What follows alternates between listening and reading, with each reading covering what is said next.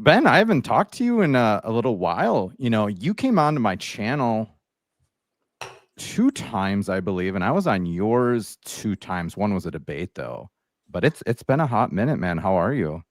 Pretty good, man. How are you doing, really? Doing really well. And then we have another guest, Christian Mario. He's How you doing? another. Yeah, how are you, buddy? He's another convert to Eastern Orthodoxy. Yes, sir. Yeah. So, hey, like I always say, it's always good that we get Protestants to convert to an apostolic church. We have some solidarity in that. So, yeah, that's beautiful. But I'm having my own little mukbang over here. I've got some pasta and meatballs. I'm enjoying. Oh my gosh, look at that, dude! It looks like out of a movie. Look at how that makes sense because my name's Mario. That I would have pasta and meatballs, some spaghetti and meatball action. So that's what no I'm sauce, no sauce or cheese on that. Oh no, there's sauce. There's sauce. You can't really see well, but I promise you, there's sauce. Okay, I thought you guys fasted 8 times a week, but we do, and technically it is a fast. And so what I'm doing is deeply impious, but I'm extremely impoverished. And so we're eating the leftovers. Sucks to suck, It's over, Mario, dude. It's over. You're breaking the fast on live right now. There's going to be a bunch of people in the comments going, "This is a scandal." Dude, I had plain spaghetti. You're over there with your meatballs, bro. It's over. Yeah, it's like, look, I think I'm a believer in finishing off the leftovers. If you have that type of money where you don't need to finish off the leftovers, then I'm glad you got the bag like that. That's how I feel. Yeah. So guys, this is how it's going to work. Okay. Because this isn't a charity channel. I'm not volunteering here. Someone called me I don't know if I should say this. Someone called me the super chat prostitute. Yeah, that stung a little bit, but hey, guys, I have kids to feed. And so do these guys. Like, this isn't charity work. So we will answer questions maybe towards the end, but super chats, they'll get answered. How you guys feel good about that? Is that okay with you? Sounds good, man. And send your super chats in. Support Eric. Come on. Yeah, and I already noticed. This is amazing. I love this. I already noticed names that I don't know in the chat, and I'm assuming they're Eastern Orthodox. Now, Mario and Cleve, I published a video reacting to a Protestant harassing an Eastern Orthodox priest. Oh yeah, I've seen that. I cannot tell you how many lovely Eastern Orthodox subscribers that I've received from that video. And I want more. I just want more to come in. He wants to collect all the Ortho bros. I do. Oh, so Cleve, can we talk about how maybe you might become a Super Mario's character? A Super Mario character? Oh, yeah, like I'm Yoshi. That's what they were saying. Really? I don't want to be Yoshi, but that's what they gave me. Hey, I've even got the green shirt on right now. Bro, what's wrong with Yoshi? What's your beef with Yoshi? It's over, dude. What's your beef with Yoshi? You got to show him a little bit of love, Cleve. Yoshi's been through a lot. That's true. Yeah. But, well, how many are there? Now, I know there's Ben, Luigi, Christian, Mario. I know there's Wario. Am I missing any? Those are the main ones. There's a few, like what you'll see random accounts pop up. Oh, I'm Christian Toad. I'm Christian Goomba. But then they have no emotion. You click on the profile and they've got like 21 followers. And it's like, do you count? I don't think so. I don't think everyone trying to get in. They all want to be Christian Mario. They all want to be Orthodox Luigi, but not everybody can be us, No. Hey, but flattery, right? We like the flattery. Mimicking imitation is the highest form of flattery, as they say. That's what I was trying to say. Thank you. You're so wise and articulate. Thank you for saying that. I'm such a good orator. That's why. Bro, look at Mario's lighting. Oh my gosh! Like, do you have like a $10,000 setup there or what? That's amazing. And look at that painting. 11 actually. 11 actually, but yeah. No, these paintings are my grandmother's. They're not mine. But I've grown to love them. At first, I thought they were modernist, and I was like, I don't like these at all. But now I kind of feel like the show's incomplete without them. Right. So whenever I move into my new apartment, I'm going to have to take a picture of these paintings and then put them up for a green screen so that way I can keep the background because I've grown to love it now. Right. Yeah, you can't lose that staple background, man. It's you, it's you. So Ben, how is your here I want to start off with this because I don't know too much about how one becomes Eastern Orthodox. You know, like we have OCIA. Could you explain what you guys have, like the process for catechumens inquiring about Eastern Orthodoxy, like the logistics, how long does it take, what's required, all that stuff? Yeah, it depends on your jurisdiction. It could be typical is between like 1 and 3 years. So you're like a catechumen for about 1 or 3 years. It can be a little shorter depending on jurisdiction, but most of them that's about the time frame. You just go through catechism for that time, and then you're received, depending on your jurisdiction, either by chrismation or baptism. Baptism would be normative. So the 1 to 3, is that does that depend on your age, your disposition, your knowledge? I mean, why is there a range there? Or it depends on the jurisdiction, but Well, Yeah, a lot of it has to do with. case by case. Oh Go yeah, ahead. no, I'll let Ben answer that. Sorry. No, go ahead, Mario. Oh no, I was going to say a lot of it has to do with the individual. Like for example, if you what I've noticed is if you come from a tradition that's pretty close to Eastern Orthodoxy, it's more likely to take you a little bit longer. Because in some cases, it's like you're so close, it's like we got to really hammer out why we're different. And I've seen sometimes with people that are really far away, atheists, it'd be really sped up. And then at times I've seen the absolute reverse of that. But it's always meant to like apply to the individual. And so, you know, certain people have certain needs that would require a longer foundation being built. well, Mario, how long did it take you? For me personally, it took me about 2.5 years. Okay. Mhm. And then, I mean, was it like formation? Was it, catechesis, a combination of both? Yeah, it was. There were classes I took, and then it was also the most important part was getting into the rhythm of the life of the church. So going to liturgy, going to vespers, um, struggling to try to do the fast. I know I'm in a bit of a contradiction on this stream, but struggling to learn how to do those things and kind of getting like growing your sea legs a little bit. And yeah, so there's a lot of that. And I think for a lot of people, especially me, it was a really good time. It was a really formative time because there's, of course, the desire for the Eucharist. Oh yeah. But as you build that foundation, you're building your house upon a rock instead of sand. And I think that's really important. Like I like when I hear that people would have to take at least a year because I think if you rush it too much, outside of certain, there's definitely situations that would call for a quicker reception. Of course. But in general, I think it's great to build a solid foundation, and make sure that you really know what you're signing up for. Yeah, absolutely. Now, speaking of the desire for the Eucharist, Ben, I don't know if you remember on X, I don't know, 2-3 months ago, I really don't know, but your post said, I think it said, I hunger or I desire or I want the Eucharist. I think it just said I want the Eucharist, and that was it. I need the Eucharist. I need. Oh, sorry. Okay. I love it. That's even better. I need. It's a necessity, right, for our spiritual life. And I think I commented, you didn't say anything, but I said, come home. And I kind of want to know, where did this hunger come from? I know that's a very loaded question. I'm sure it's like it took a long time and a combination of elements, but when did you how did you start desiring or like needing the Eucharist? What happened, or like what prompted that?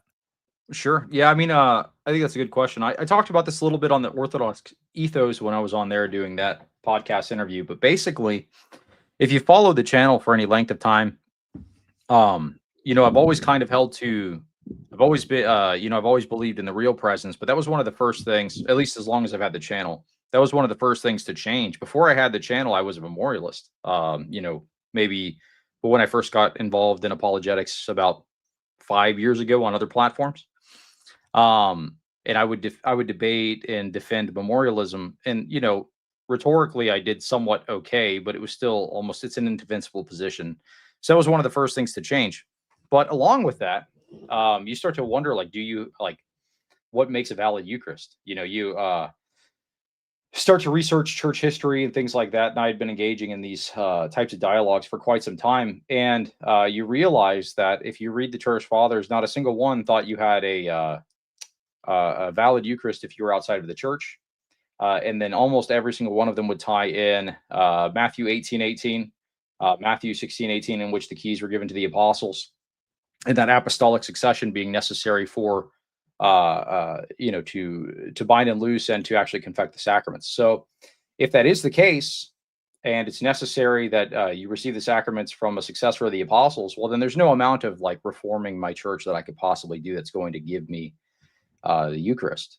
So, John 6 has a very necessary language in there about the Eucharist. If you do not eat my flesh and blood, you have no life in you, which is true. So I think that's kind of where it comes from, right? Is just that deepening of Eucharistic theology and understanding. It was about time to make a change, because my original kind of thought process was, well, anything that's a little ahistoric within my church, I can work towards fixing that, because I love the community. I love my senior pastor. I love the people there. We're deeply entrenched. We had lots of friends. I had buried people's loved ones. I had been with them, through sad times, happy times, so on and so forth. So, obviously the reaction is, well, I want to stay and I want to fix some things up, but there's no amount of reforming that you could do to reform apostolic succession back into your church. So that was a bit of an issue. And if you were to look, say, like, let's look at the mainline denominations. If I were to go at one of those routes, right? If I were to look at Lutheranism, the LCMS, which would really be the only option, because the other branches within Lutheranism are like, they're way off the rails, man. Like the Evangelical Lutheran Church of America, they got like the Sparkle Creed, so on and so forth. The what? The Sparkle Creed? Yeah, you haven't seen that video? What is the Sparkle Creed? Dude, it's I can bad, just man. about imagine, because the ELCA, they pride flags and lesbian pastors, right? Dude, it's a mess. It's like called like God non-binary and stuff. It's dude. Yeah, they have depictions of Christ as a woman on the cross, like very disgusting things. Yeah, that's blasphemy, man. I'm sorry. That's so bad. I think I think there's another Lutheran communion that's microscopic. That's kind of conservative, like Wells, I think it is, and I think there's one other that's really small. And the only reason I say that is because whenever you say, oh, Anglicanism in general has female, clergy, there's always some Anglican somewhere that's like, well, my sect of 5 people doesn't. And it's like, right. Okay, well, I want to give the flowers to whatever Lutheran micro sect isn't like that. But the LCMS, they're pretty close to off the rails. They had a statement they released about sexual immorality and its acceptance in the church. And they talked about I think you meant ELCA, but yeah. No, LCMS. Really? Yeah, where they're talking about the way to accept these people, but not accept their sin, but to pastorally meet them. Okay. And in this statement, they lumped in LGBT stuff with pedophilia and other egregious things. It's real. You can look it up. I remember Ryan Turnipseed talking about it. Oh, that was in their small catechism. Yeah, it was pretty scandalizing at the time, at least. Yep. Wow. Yeah, they got a lot of pushback for that. They actually excommunicated Ryan Turnipseed for that too. His pushback. Yeah, and Ryan's a decent guy, so it's pretty messed up what they did to him. So yeah, it was wild. But what I was going to say about the LCMS is they officially doctrinally do not they reject apostolic succession. They say it's succession of doctrine. So if you're going to go that route, right, you have no apostolic succession. So where's your Eucharist? Right. They say, they say that they believe in the real presence, but where's your Eucharist? You don't have apostolic succession. You're rejecting the traditional interpretation of Matthew 18:18, Matthew 16:18 about the keys, right? Wait, so sorry to interrupt you, but were you at a point where you were kind of discerning between LCMS and Eastern Orthodoxy, or at least researching between the two? I think if you've watched my channel for some time, I had Anglicans on, I had Lutherans on, they're like kind of giving their best points, so on and so forth. At one point, I thought the LCMS could be an option, but you can't reconcile it. That there's too many things that you just can't reconcile. Another issue I had with let me be fair, there are people that are in the LCMS that I respect. There are people that I've spoken to that I have a great deal of respect for. even though Jordan Cooper has kind of attacked me a little bit online, I still have respect for him. That would be one example. Even though he's not in the LCMS, he's in a church that's got like communion with LCMS. I forget. AALC. Yes, there you go. Perfect. Yeah, yeah. Oh, sorry. Go ahead. No. I was just gonna say they're like confessional Lutherans. They adhere to the Book of Concord, like the LCMS. But yeah, anyways. Right.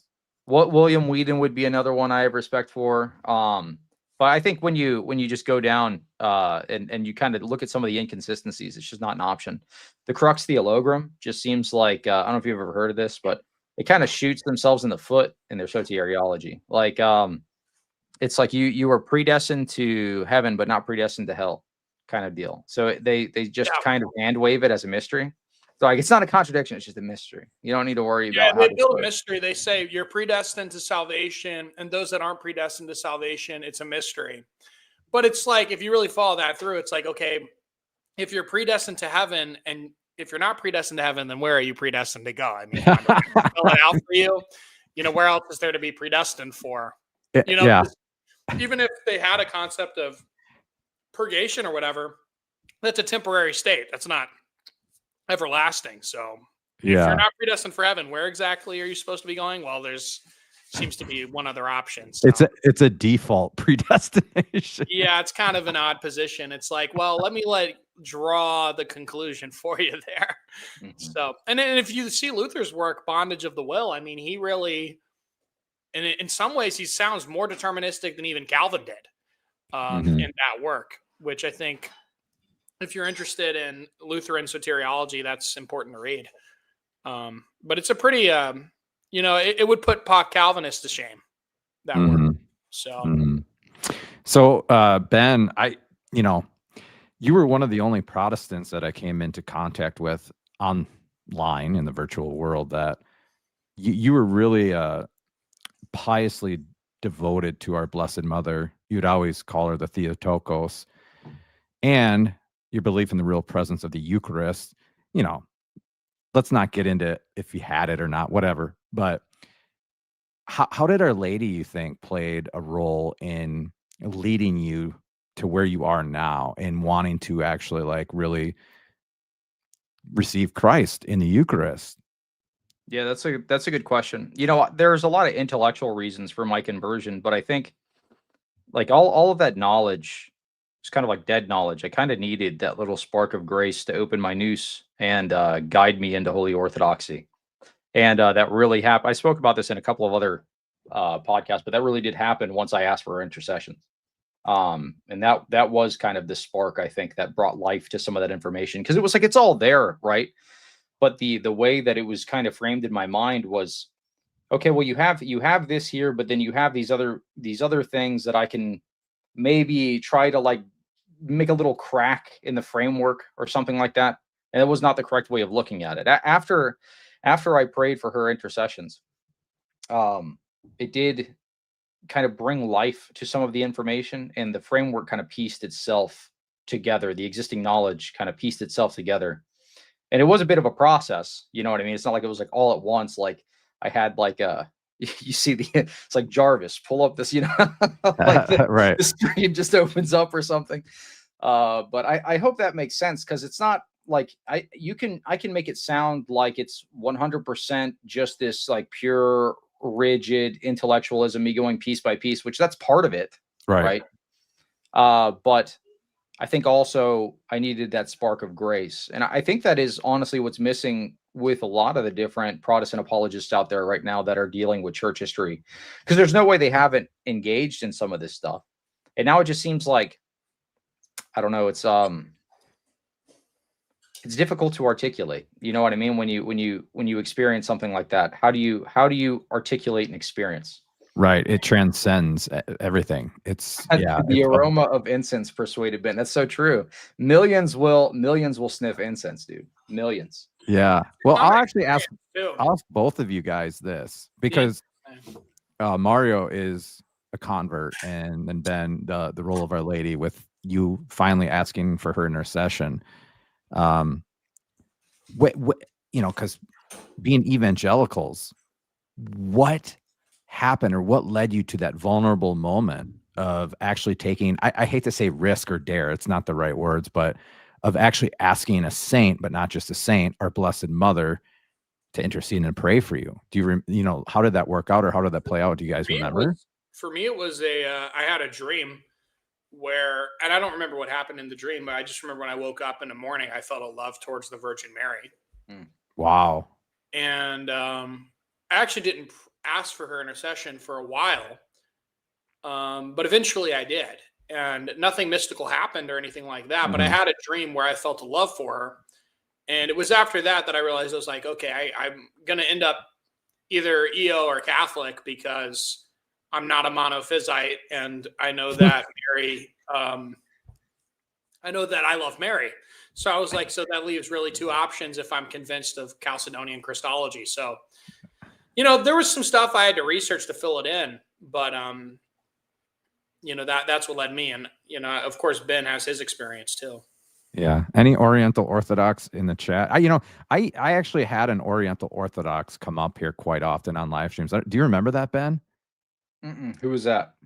I think his name was like Oriental Orthodox something, but I don't know. Yeah. But anyways, one of my best friends he's been on my channel before. My buddy John, he's Oriental Orthodox, and he was one of my first exposures to Eastern Christianity. So. Oh, really? Yeah, I met him on an elevator when I was in community college about 7-8 years ago. Going up or going down? Going up. And yeah, I remember we were going to the same class. And I remember I really wanted Christian friends at that time. And I didn't really have any at my school.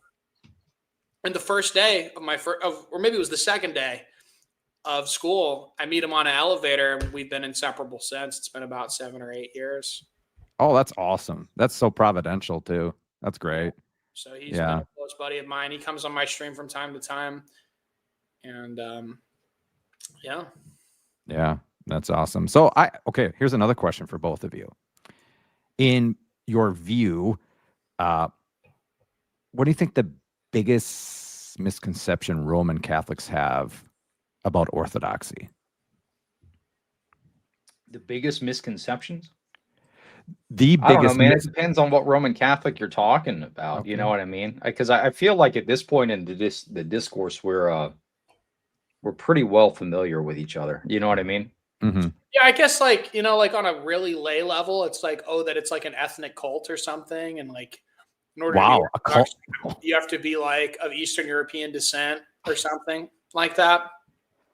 Yeah, I do run into that quite often, honestly. Like I'll sometimes I've spoken to in private Roman Catholics, you know, who are nice enough guys, but you know, they're like they'll say, "Oh, you know, like I'm so happy about your conversion. I was considering Orthodoxy and Roman Catholicism, but Orthodoxy just doesn't have the Western heritage, you know, or whatever." Like they're like, it's too Eastern. I want to be like where my ancestors are or whatever, you know.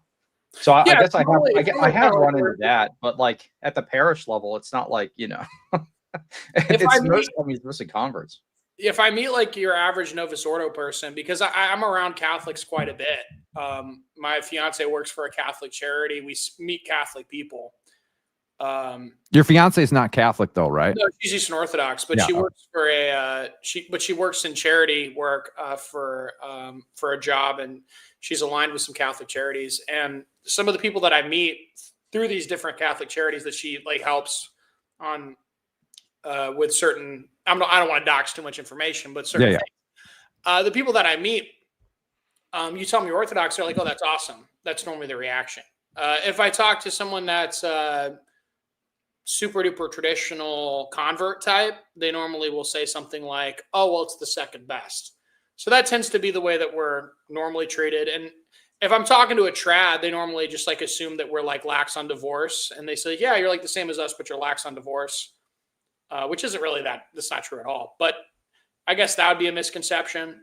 But in general, I feel like Catholics that I've interacted with online are very respectful. I feel like there's a mutual kindness between Christians with a traditional heritage.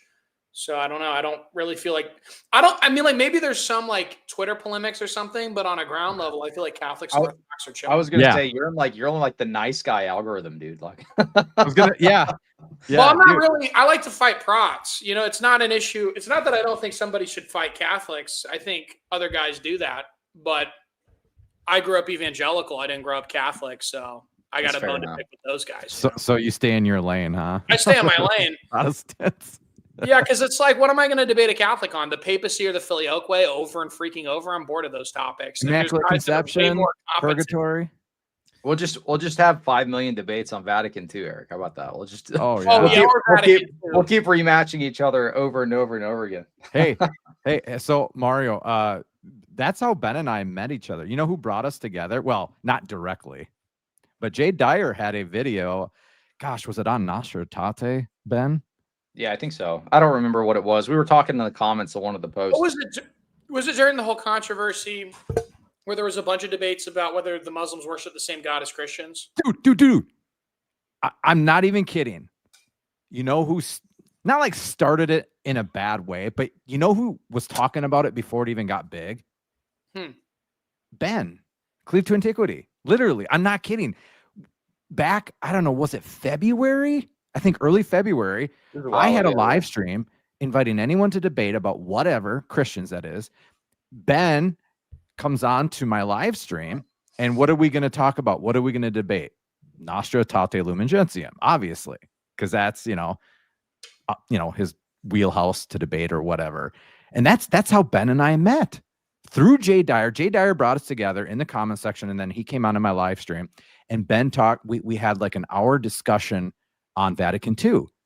And I kid you not, a couple of weeks later, everybody and their mom was talking about it online. Everybody. So Ben, I really think He I think he started all of that. Yeah, he dominated the conversation during that time. And you got those iconic clips where he was debating some guy, I can't remember his name, who like crashed out and flicked him off and cussed Oh, out. that was a crazy debate. Trent Doherty? That was Bro, Yeah, where is he? whatever. Where is I don't know What who is that he guy doing really is. now? You know what? No. He's a greeter at Walmart. He's got to be. He's a Walmart greeter. Well, you know, they said after that he's like done. He's done with the internet. So I mean, I don't blame him. I hope he's doing okay, because that was not like a normal reaction. You know what I mean? Like there's got to be like something undergirding that. So just pray for that dude. But that was a crazy debate. That did go, pretty wild out there in the Twitterverse. Well, you guys didn't officially have a moderator, did you? Was this like 2-on-2 informal? Yeah, it was informal. Yeah, it was me and JP versus Danny, Philtalk, and Trent. Can I just ask how that pair happened to come about, the Danny and Trent? How did that work out? Dude, How did it was all random. Like JP messaged me and he's like, "Hey, Trent is going to team up with Danny, and I'm looking for somebody to debate with me on Vatican II. You in?" I'm like, "I'm so in, dude." I'm so in. I had nothing to do with it at all. He just like reached out to me and was like, "Hey, do you want to debate these guys?" Absolutely. 100%. I'll do it. So, man. well, I mean, I would say yes anyway, but because I was challenging everybody on Vatican II. I challenged William Albrecht, and we were emailing back and forth, and we were supposed to do something. That fell through after the Trent Doherty thing, which not a big deal. It happens. Like you plan stuff, and then stuff happens. People get busy or whatever. Ben, would you still be open to debating William on it? I'm putting a hold on my debates until okay. I'm done with catechism. Yeah. So Sorry. right now on my channel, what I'm doing is I'm interviewing knowledgeable Orthodox speakers, because while I may have a lot of information on Orthodoxy, I don't want to present myself as like, I would like to give a good model for converts that have an online platform to kind of like, go forward. Because I think the conception is people convert and then immediately they turn into a debate bro, like day one, which there's nothing wrong with debate bros, but there does need to be like a middle way that people can point to and say like, hey, well, you could do that, dude. You know what I mean? Or something like that. me and Luigi both did that wrong, where we were catechumens and arguing people on Twitter. And I think we both regret it. So I'm really glad to see the way you're handling it, because I think you're one of the first to handle it well. Yeah. I'm trying, dude. I'm human. I'm totally going to mess it up, but it is. Bro, with that attitude, come on, you're going to be fine, man. You got the grace of God. And Dude, I think that's really commendable, especially, as you're transitioning from being a Protestant who love to debate and have live streams and all that stuff. So it's got to be hard for you, right? Don't you have that itch? Even though you're still catechumen and you're learning, do you still have the itch to like Absolutely. really Every single day? Yeah. Oh man. I love debating, dude. It's in my blood. So it's like I'm like throwing myself against the walls, but it's good. It's necessary for my salvation, I think. Hey, maybe just to kind of, scratch that itch a little bit. Maybe we could debate something that's not related to Christian apologetics. I don't know. What do you think? I think if I want to set a good example, right? I gotta just kind of stick to it. We could debate which video games the best. We could debate favorite flavors of ice cream or something. There you go. Dude, yeah. I gotta go with chocolate chip mint, is it? Chocolate chip mint? Is that a thing? I like cookie dough. I like cookie dough. I like the cookie dough flavor. Yeah, I'm team cookie dough as well. No, peanut butter cup ice cream. That's the best. Wait, Sam's Choice? No, you get the great value $2 quart. Actually, dude, the great value ice cream's not that bad. That's pretty good. Yeah, pretty good. I actually do like the great value. Well, you know what? But here's the thing, though.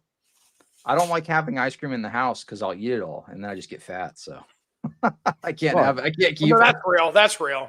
That's like hummus for me too. If I get hummus, I'll eat like all the hummus in one sitting. Really? But you're eating hummus with something though. You're not just eating it straight, are you? Are you straight shooter? I just straight shooter. Yeah, straight. Yeah. I'm taking hummus shots, I put them in a little shot glass But hummus is a little better for you than the ice cream. So I mean, if you do binge on something, just go with the hummus, right? Dude, one of those like I shop at Aldi a lot, right? So if you get like that Aldi like hummus thing that's like this big, that's straight up like 900 calories, bro. So if you're eating that, that's like 900 calories you just tanking straight up in one meal. You can't do it. You can't do it.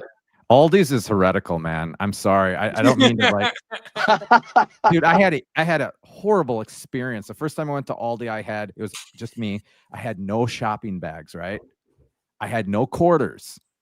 And I got all this food and I didn't know what to do with it because so like 3 people that weren't working there came to my aid and grabbed all my groceries and we all carried it out to my car. But yeah, Aldi's dude, I was a noob. I didn't know. So I learned like cans in your hoodie pocket. What's that? Oh, I was saying, just try to like shove cans in your hoodie pocket, carry it out to your car. Yeah, man. Yeah. Flip your shirt like this and just make your own bag, That's like getting out the dollar store before you go to the movies and you're shoving it all in your hoodie and you're going to walk in with it. That's right. Dude, at the family reunions, we used to do this prank, right? So they do like potluck style or whatever. If they have like spaghetti or something, we'd take it and we'd like put it in people's hoodies. Like spaghetti? Yeah. We would just put food. When I was a teenager, we'd just go around like try to sneak up on like our uncle or something, like shove spaghetti in his hoodie. In my family, awesome. You do that at my family reunion, bro. You are toast. You're dead, dude. You're not going to be doing that at my family. Somebody's going to kick your butt. Yeah, well, it would happen. I would get my butt kicked. So there you go. Man, that's messy, dude. That is so messy. That's hilarious. Yeah, speaking of spaghetti, holy cow, let's all get on the spaghetti train, huh? So do you do debates, Catholic Christian? I don't remember if you do. Like participate in them or host them or both? Participate. Yeah. I know you host them. He debated on Purgatory on my channel. Yeah. With Sean Luke. That was actually pretty good. That was a pretty good debate. It was pretty high level. Is Sean Luke the Anglican guy? Mm-hmm. Yeah. Yeah, he's smart. He's a smart guy. Oh, dude. So let me maybe he's watching. I don't know. But I would say he's Protestantism's most formidable opponent. Or like not opponent, but he did so well against me. He's so articulate and knowledgeable. There are a few things that I was like, whatever. But yeah, he challenged me. And he was a good interlocutor. But what was it? Yeah, it was a 2v1 though. It was him and his dog versus you. So yeah, dude, I hope he put that mutt down. Seriously, if that's my dog during the debate, bro, I'm burying him in the backyard right after the debate, man. Oh my gosh, That's horrible. Oh, was that too much? Sorry, guys. He's gonna old yeller him. Guys, you are Eastern Orthodox. You got to man up a little bit here. We're going to be talking like, Hey, we got a manosphere of that. We got a red pill manosphere. Yeah, we got to. Now Orthodox. We love our dogs. We love our cats. Look at all the monks with the cats, dude. They were big animal people. St. Paisios was always surrounded by. He had all these pets. Nice. Right. We're big on the pets. He'd get mad at you for Orthodox killing people a I know spider. like bugs. Even I know Orthodox people that like bugs. I had a buddy. There was a fly flying around in his bathroom. He's like, I don't know what to do with this with the fly. He's like, I don't want to kill it, but I don't want it in my bathroom. And he asked for the intercession of St. Paisios. He said, Sorry, Paisios, guide the fly out of my bathroom. Did it leave? The fly flew onto his hand, and then he walked it outside. True story. Oh, that's amazing. Taylor. It's my buddy Taylor. He's from my old parish. So shout out Taylor. Wow, yeah, that's like hesychism or whatever you guys going on there. Like, that's some high level stuff. When you have the fly on your hand, like I feel like that's pretty solid. So that is solid, man. That is great. Yeah, that's like a good testimony to convert people. It is. It's a bug testimony. It's like we don't swap flies. We treat them nice. It's a bug life. So I like that story. Man, get out the raid. I'm getting out the raid and spraying pesticides, but. Hey, I do have a question though. I've always been intrigued. Like, so icons, right? Icon veneration. I see it too. Let's go. But a couple things. And don't take this the wrong way. So first of all, dude, icons. I'm in the West. Us Latins, we love icons.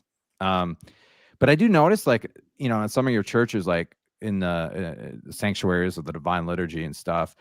I mean, there are hundreds and hundreds of icons. I'm not trying to criticize. I'm not trying to diss. But what's behind having so many? Is it like the communion of saints? All of them like surrounded. We are surrounded by a great cloud of witnesses, bro, and we okay. really believe that. So it's like put them everywhere. They're witnessing everything, and it's I heard a story. I was talking to a deacon one time at my old parish. And he told me, he said, he was talking about a story about this priest who one day it was a feast day, and I can't remember which feast it was, but it was in the winter and nobody was there. Only like 2 or 3 people came to liturgy. And he was so frustrated. He thought to himself, nobody's here at this liturgy. What's even the point? He's like, he gets paid basically nothing. He's a poor parish priest. He drives in the winter cold in Alaska. I remember the story. I think it was in Alaska, but I could be wrong on that. I might be fudging the details. Maybe it was Serbia. Who knows? It was somewhere cold. and he's driving in the cold, and he's like, man, why am I doing this? And he goes out there and he does a liturgy. And when he comes out of the doors, he sees, he looks out there and the parish is filled with people. And then when he walks out later, the parish is empty. And he realized in that moment that we're surrounded by a great cloud of witnesses. And that's the Christian belief. The Christian belief is that at every liturgy, at every celebration of the Eucharist, that the saints are there with us, that the apostles are there with us, that the angels are there with us. And so I love that story because I like what it illustrates about the way that the communion of the saints is tangible and real. Absolutely. Yeah, no, my therapist was but he's Eastern Orthodox. One of the sweetest, humblest, just greatest dudes ever. And he had a huge icon of Our Lady and our Lord. You could tell it was Eastern by like the metallic, what do you guys call that? But did it have like the metal and then like there was a spot for the face and the painting? Yes. I don't know what that's called, but I see it everywhere. When I was in Greece, I saw it everywhere. Yeah. Yeah. And he had do you call it the triple bar cross or the triple beam cross? I just call it Orthodox. You just call it the Orthodox cross? I just call it a cross. I never even thought harder than that. Byzantine cross, I think, is typically. Yeah, Byzantine cross. Oh, George okay. knows. My buddy George in the comments there knows. He knows what he's talking about. So Mario, are you Russian Orthodox or? No, I'm not going to dox my jurisdiction just because. I'm sorry. No. Just because if someone figures out my area, they'll be able to pin me real quick. And I'm sorry. Yeah, I didn't know. But I was actually, but I will tell you this because I was baptized Russian Orthodox. Okay. Originally, but I'm no longer at a Russian parish, and I'll just leave it at that. Sure. Well then, so Ben, my question here is like, you're a catechumen, and again, you don't have to tell me, like your jurisdiction or whatever, but how does one determine the jurisdiction? Is it just like a regional thing where you're at, or your spirituality? How does that work? No, I mean they're all in communion. Like at the lay level, you could take communion at any of the canonical parishes. No, that's not what I mean. No, I know. I'm just prefacing what I'm about to say with sorry. that. So like so really what you should do is go and visit the parishes and speak to the various priests in your area, and then see which local parish is the best fit for your family. You know what I mean? Who's going to support? For me, the social aspect's very important. So, because I was a pastor, so obviously I'm very used to being super involved in the church life and things like that. So, I wanted somewhere I was going to be able to socialize, had like men's fellowship, that kind of thing. So, I spoke to different priests in my area, and then we attended a local church. I visited maybe like 4 local churches before deciding I wanted to go normally. Okay. I visited 3 when I was inquiring. I think it was 3 or 4, but I think it was 3. Okay. I think that's more important than worrying about the jurisdiction, because really, like the local priest, and the culture of not like the racial culture, but just like the culture of the local parish is going to be more important than, say, like some abstract idea of like, well, what's going on with like the hierarchy, so on and so forth. You know what I mean? Like that might be more important in like apologetics or like online stuff. But in real life, it's just like, okay, well, how involved is the community? Are they actually like doing like Bible studies? Are they actually like, are they getting a decent influx of catechumens? Is the church alive? Like are people serving? Are people, wanting to grow in the faith? Are they serious? Or are they just like kind of talking during the Eucharist and like kind of, just kind of there as like an obligation? Or like actually like hardcore, like we're gonna like, we're locked in kind of deal. So yeah, that's great. So I have an Eastern Orthodox member, and he said I should go to the Divine Liturgy. And where I'm at, there are 3 Orthodox churches, and I'm probably going to go. And I think, is this like a thing where I have to, again, I'm not, I don't know who's watching this. I'm not discerning Eastern Orthodoxy. That's not what I'm doing. I'm going there because I've never been to an Eastern Orthodox liturgy. You know what I mean? And I want to know what it's like, Yeah. So, I mean, can I just go as is, or should I email the priest, or what? You can No, definitely, you can just go. Yeah, just go. But here's the thing. Now, it's kind of weird because we obviously consider you guys you're a true church, true apostolic succession, true orders, valid Eucharist and all that stuff. But I don't think you guys, through your canon law, allow us to commune there, right? Yeah. Catholics can't commune. Right. But you can wait until the end. You can come up and get some of the blessed bread. So what they'll do is they'll do the Eucharist, and then afterwards, typically they'll line up, and then you can come up and get some of the blessed bread. What's the blessed bread? How's that different? In the Eastern Orthodox Church, right? So we do the Eucharist, kind of like mixed up in one chalice, right? But then the rest of the bread that's not consecrated is set aside and kind of, cut up into little cubes. And then they give that as like a show of hospitality. So what do they call that? Prospera? Yeah, Prospera. Yeah. And also don't mistake this, because I think a lot of times Christians that are non-Orthodox, they'll think, okay, if they don't want me to commune, then they don't want me there. That couldn't be further from the truth. I get it. Yeah. Of course. And oftentimes, if you don't go up, someone will bring you some Prospera too. Yeah, that happens a lot of the time. When I was an inquirer and I was an evangelical, and I was too scared to go up there, people would walk up and give me the bread all the time. Yeah.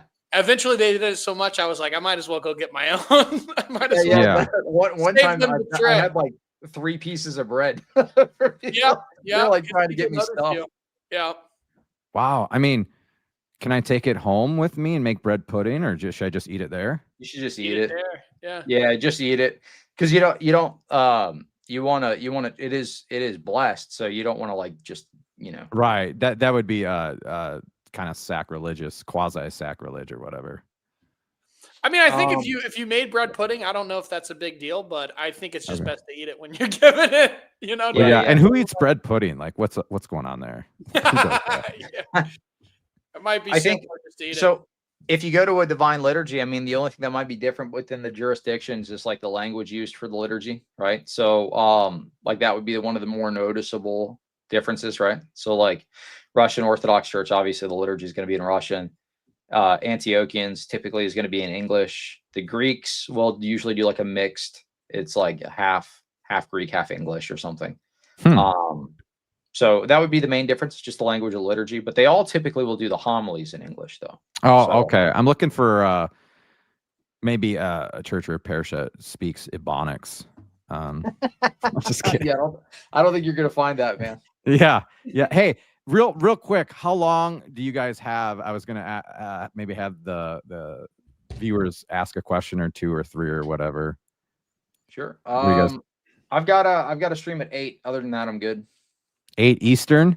Yeah, so I could probably go like, I don't know, another hour if you need. Bro, let's go. I love it. I got another 15 and then I got a dip. But Okay. So guys, hold on, Mario and Ben. I'll get back to you. So guys, please, if you want to ask questions for Ben and Mario. I mean, don't ask me anything. And please, yeah, please try to super chat if you can. You know, my water bill is late, so we gotta get things going there. Help out with the water bill, guys. Come on. Send a super chat. What are you doing? Send some super chats in. Yeah, like not water bills are no freaking joke, especially if there's like dripping or something, you know, and you've got a leak. You know, that can really add up. Bro, the faucet in my tub leaks all night and keeps me up. It's getting out of hand, man. So come on, guys, some supers. Yeah, so you got to send them. And please like and subscribe, especially if you're Eastern Orthodox. I did a survey recently on my channel. Said, what are you? It said Protestant, Eastern Orthodox, Catholic, other.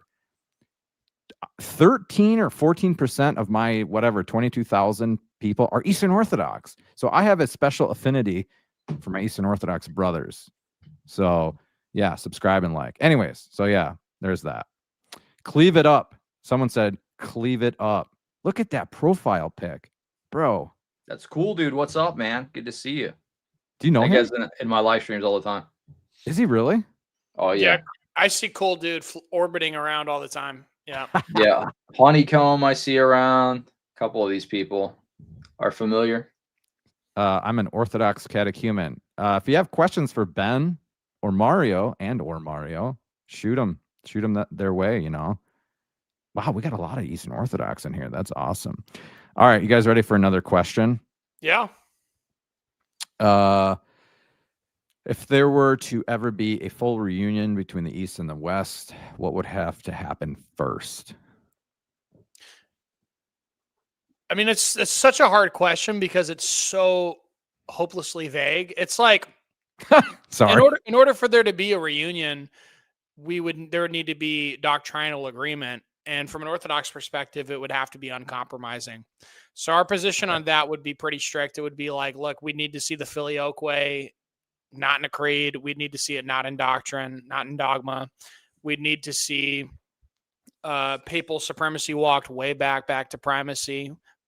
And we need to see orthodoxy from Roman Catholics in order for there to be a reunion. You might have some guys that are in the Orthodox Church that are super happy to be uniates. There's plenty of guys that have schismed and gone that route. But in order for the entirety of the church to be on board, you would need to be Orthodox. So, and I think a lot of Catholics, I think to be fair, they'd want to see us be Catholics. They'd want to see us recognize the Pope as infallible, as the vicar of Christ, for us to see the filioque and those sort of doctrines as acceptable or as optional at the bare minimum. So I think it seems like it's a pretty tall order and pretty unlikely. You know, and I get it's like you're asking me a hypothetical and I'm like, but I did have breakfast this morning. So it's not the best answer, but I'm just saying it's It's Yeah. such a big question. I don't really know how to answer I it. Yeah, think I'm maybe sorry. to make it simple, roll it back about 1,000 years or so, and then we'll be good. Yeah, that's what we need. A very simplistic answer. Roll it back 1,000 years, maybe a little bit longer than that, and then we'll be okay. The issue I think is that canonically, how would we reckon? We would have to go through with canon lawyers and see what would need to be rolled back on Rome's end in order to not just completely abandon our canon law practices, because once once that's kind of finalized for us, it's not something that's just like, oh well, we can just revoke, so on and so forth. Yeah. I mean, what about all the councils that we've had, like Lateran 4, when we're talking about purgatory, or I think you guys would be okay with the Council of Trent, at least, on justification It's there. a tough situation because we've had more councils. You guys have had more councils. Yeah, I don't know, man. I don't even know how that's possible. That's a tough one to answer. I think this more simplistic, like caveman answer is rolled it back 1,000 years. That's it, Yeah, because Yeah. the issue for them, for you guys, will be like, we didn't develop enough, and we think you guys developed too much. It's like, how do you square that circle? Well, this is just me. I'm just a simple dude with a microphone, but I think, and I don't mean to like downplay the other issues, because I think they're, like you said, Mara, they're very important. But I think if we could come to an agreement on what papal supremacy and infallibility meant, and if we could come to some sort of mutual understanding, and if we could all, I mean, for us, it's like, for you guys to be in union with the Bishop of Rome, that for us, and then everything else, I'm not saying it's tertiary or secondary, but it seems like once we get over that hurdle, then I feel like everything else would fall into place. But that's just me. I'm not trying to. Yeah, I think downplay it'd be more complicated than that. But I think for Catholics, I think it's actually more simple on their end. I think to put it into, and I don't mean this in a glib way, but an outside perception would be that we're more high maintenance in the sense that we feel like we must keep everything. Like rigidity. Rigidity. Yeah, we're very rigidity is not a dirty word. We want to keep the tradition. We want to keep it in its entirety, and we're not really willing to fudge on anything. So I don't know if you have any other questions, but I don't know how else to beat the dead horse. No, that's good. It was kind of a loaded question, so don't. Yeah, and you bring up Trent. You say Trent wouldn't be an issue for us, but it like anathematizes our canon. So like that would be a bit of an issue. Comments, there's stuff about the idea that there is a necessity for children to have the Eucharist. That idea is condemned as well, and we do believe that that's a salvific sort of issue. Not necessarily that if your baby doesn't have it, he's automatically damned. It's more complex than that. But we don't think that in any way that children being barred from the Eucharist is at all acceptable. It's an extreme liturgical abuse. Yeah, no, I was just referring to the session 6 on justification. Like, I think you and I've heard Eastern Orthodox priests say they agree with a lot that's in session 6 of the Council of Trent on justification. I'm not talking. I've never read it. That's possible. I don't know. Yeah. Vatican I's a different story. I think maybe on a surface level, but if you were to dive deep into it, we would find some issues. There would be issues because, especially with like the legal declaration, like legal declaration of justification, we probably find a bit of an issue with some of that type of language. I mean, we've got issues with Anselm, even parts of Anselm. So it's like it's not 1-to-1, but it's definitely closer than we are to Protestants. Yeah. Right. Like according to our councils, you can't hold the PSA. So like, so some of that language might be problematic. Okay. Sorry. I didn't mean to interrupt you. Like with the PSA, I get everything can be hyper qualified. I'm just saying, but like, dude, I don't think we can. Like, you know what I mean? I don't subscribe to PSA in any sense of the theology behind that at all. Well, yeah, the only reason I bring that up is some of the legal justification language can sometimes be tied into doctrines that would lead into a understanding like PSA. Oh, okay. Well, we do have a question. Cool dude. Next time, maybe 99 cents, but we'll let it slide. We'll get a question in here. I'll read it, and then Mario and Ben, if you guys want to duke it out. Is there a certain number of Vespers / Divine Liturgy you should attend before asking about potentially becoming a catechumen? You should talk to the priest and see what his expectations are, because different priests might have different expectations, and also a priest might have different expectations for different people. So they're going to meet you where you're at, but I think it's really important to be communicative and open with the clergy around you. And so if you're visiting an Orthodox church and you're interested in becoming an Orthodox Christian, I think it's important that you work that out with the priest there. Because that's something as a layperson, I really can't tell you, because it's different for all of us what they expect. And for a lot of them, they're going to make you a catechumen when it makes sense to make you a catechumen. They might want you to go for a whole year and then make you a catechumen a month before your chrismation or baptism, or maybe they'll make you a catechumen 6 months before, but it's going to make sense according to what they've got going on at their parish. And so it's a very unique thing that happens that's particularized to the individual. So it's something that you would need to work out with a priest, not with us. For sure. Ben, you got anything, or should we go to the next question? He says before asking about potentially becoming a catechumen, just ask him day one. I mean, why not? Ask him day one. Ask him day one. Just go talk. Yeah, ask him day one, and it's something to work out with him, not us. Yeah, I mean, churches I didn't like. I visited a couple of different churches, and I spoke to the priests, and I asked them kind of how the process would look and what expectations were. And I had only been there like maybe 1 or 2 times, so just ask. And see if you can set up a call with them. You know what I mean? So, all right, thanks guys for answering that. Anne says, where do the guests? I'm guessing those are the people in the comment section. Where do the guests go online for a full catechism of the EO Church? You go in person, go to the Divine Liturgy, and talk to the priest. You don't get it online. I'd agree with that answer. And like there are multiple catechisms for the Orthodox Church, and multiple catechisms that are received by the entirety of the church. But the faith isn't something you learn merely in a catechism. A catechism can help inform that, but if you want to know what the faith is like, you need to go to show up. You have to show up. There's really no other way. There's no shortcuts. You have to show up, you have to talk to the priest, and you have to work it out. If you try to do anything other than show up, like, I just want to read about it and read about it and read about it. Well, you can read books, but you're not going to really be able to get a clear understanding of what you're accepting or rejecting without going. You just won't. Yeah. I'm about 90% sure. So guys, don't quote me, but I think in the West, we didn't have a catechism until the Catechism of the Council of Trent. I'm pretty sure that was the first catechism we had. So, I mean, they're not like entirely necessary and essential. And they're really nice. They're nice to have because they can simplify things and question and answers.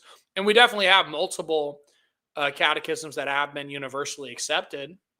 But I don't think any of them are truly comprehensive in the fullest sense of it. Under the totality of the tradition is able to be put into just a catechism. It's something that must be lived out. Yeah. There's been a lot of different catechisms all throughout church history, usually regional, so. Yeah. And the Roman catechism, the Catechism of the Council of Trent, was for bishops. It was for bishops to use with their, the dudes in the seminaries. You know what I mean? So really for like us in the West, like for laymen to have catechisms, it's kind of not finally. I mean, guys, I'm just saying, like, finally. Woohoo! Are you confident in your faith about being out of communion with the rock on which the church is built? It's a malformed question because it assumes your premise is true in the question. It's like if I asked you, like, are you comfortable being in schism, heretic? It's like if you put all of that into the question, then by accepting the question, it's malformed. So, am I comfortable not being in communion with Rome? Yes. What does Vatican Catholics say? The Diamond Brothers? He About says what? he's like it's the Vatican II anti-church or something. What Oh, is the Vatican II sect or Vatican II anti. Yeah, are you comfortable being in the Vatican II sect? I just start using Diamond Brothers lingo. Dude, have you ever seen his video on James White, Dr. James White being possessed by the devil? I think I did see that. Yeah. Yeah, so funny. yeah. It I was, like it's hilarious. I like the parody video that floats around, and it was like this is Peter Diamond, and I'm here to tell you how the Eastern quote Orthodox did Pearl Harbor. Dude. And you know what's funny? Like, so in the rest of his video, he'll say, for brevity's sake, instead of saying quote Orthodox, I'll just, I'll leave out the quotes, or I'll leave out the Eastern and just say Orthodox. But he prefaces it with Eastern quote Orthodox. It's pretty funny. Oh my dude, that guy's on a different planet. I don't know, man. Pray for that dude. I'd like to see him and Wagner actually debate. I know they've been going back and forth for like They years hate now. each other. It's the most brutal beef I've ever seen. But I want to see a debate because I actually like Wagner, and I think it would be really funny to watch them go back and forth. But then again, also, the Diamond Brothers can actually debate, dude. Did you see that? Who was that guy they debated on Pints with Aquinas? Castman, Jeff Castman. He got his butt handed to him, dude. That was awful. That was wild. And Peter Diamond's just in there the entire debate. Did you see that? He's like, in his black robe, in his habit. Yeah. Yeah, dude, I'm sorry, but like, I know myself, I would never debate Peter Diamond. He would smoke me. I mean, even if like we're talking about post-conciliar stuff, he would smoke me. I don't care. I'm not going to debate that dude. I'll let Christian Wagner debate him. That would be awesome. I don't think he does debates though, Wagner. Yeah, Christian Wagner did 2 Philly Oakway debates, and then he was like, I hate debates, and doesn't want to do them anymore. Dang. So I had him on. I mean, it was a while ago, but yes, he doesn't like debates per se, but he would do a debate if it was the right opponent on the right topic. And when I had him on, I mean, this was months ago, he said, I would debate someone that claimed that St. Thomas Aquinas taught sola scriptura, because there are Protestants that quote St. Thomas Aquinas claiming that he taught sola scriptura. And then I'm like, would you debate James White? And he said, yeah. And I tried to get James White, but he just kept ignoring me. So there was a possible James White Christian Wagner debate on my channel, but it just nothing happened with that. That would have been nice. That would have been funny. Oh James man, is going to debate Craig Truglia on Icon Veneration. James White will debate Corey Mahler, but not Christian Wagner. What's with that? Yeah. Well, Corey's gone off the deep end lately. Did you see he was like calling for the death of Orthodox Christians? Like, yeah, dude. He just like went off a cliff. Get out of here. Wait, who? Corey Mahler, Lutheran guy. Do you know who that is? I've heard of that name. What, you said he's a Lutheran dude? Yeah, he did the Stone Choir podcast, but that podcast kind of went away.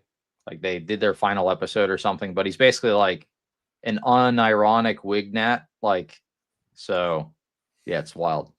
So How to Be Christian says, gotta go, but happy to see that Ben and Christian Mario have left Protestantism. Also, How to Be Christian, I don't remember reacting to one of your videos. Maybe I did. I don't remember. David, I think you mean your conscience will not allow me to call priests father. That's the stupid. Look, David Moore, I don't mean any offense, bro, but that's the dumbest hill you could die on. Out of all of the hills to die on, it's that. Okay, because, dude, St. Paul and St. Timothy, St. Paul, St. Timothy, spiritual father, that's in the scriptures. What more do you need? It's in the scriptures that he's a spiritual father. What more do you need? Right. Yeah. And David, if you're appealing to Christ's word in Matthew, he's obviously speaking very hyperbolic to prove a point that the Pharisees, right? They wanted positions of honor, reverence, and exclusivity. So don't call him teacher, don't call him father for that end of their honor, to meet their honor. Because in the strict sense, you only have one father in heaven, you have only one teacher, that is Christ. But that doesn't preclude you to call priest father, or your dad father, or you call me father.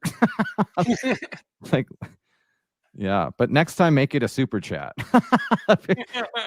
I mean, if you're unconscious or conscious.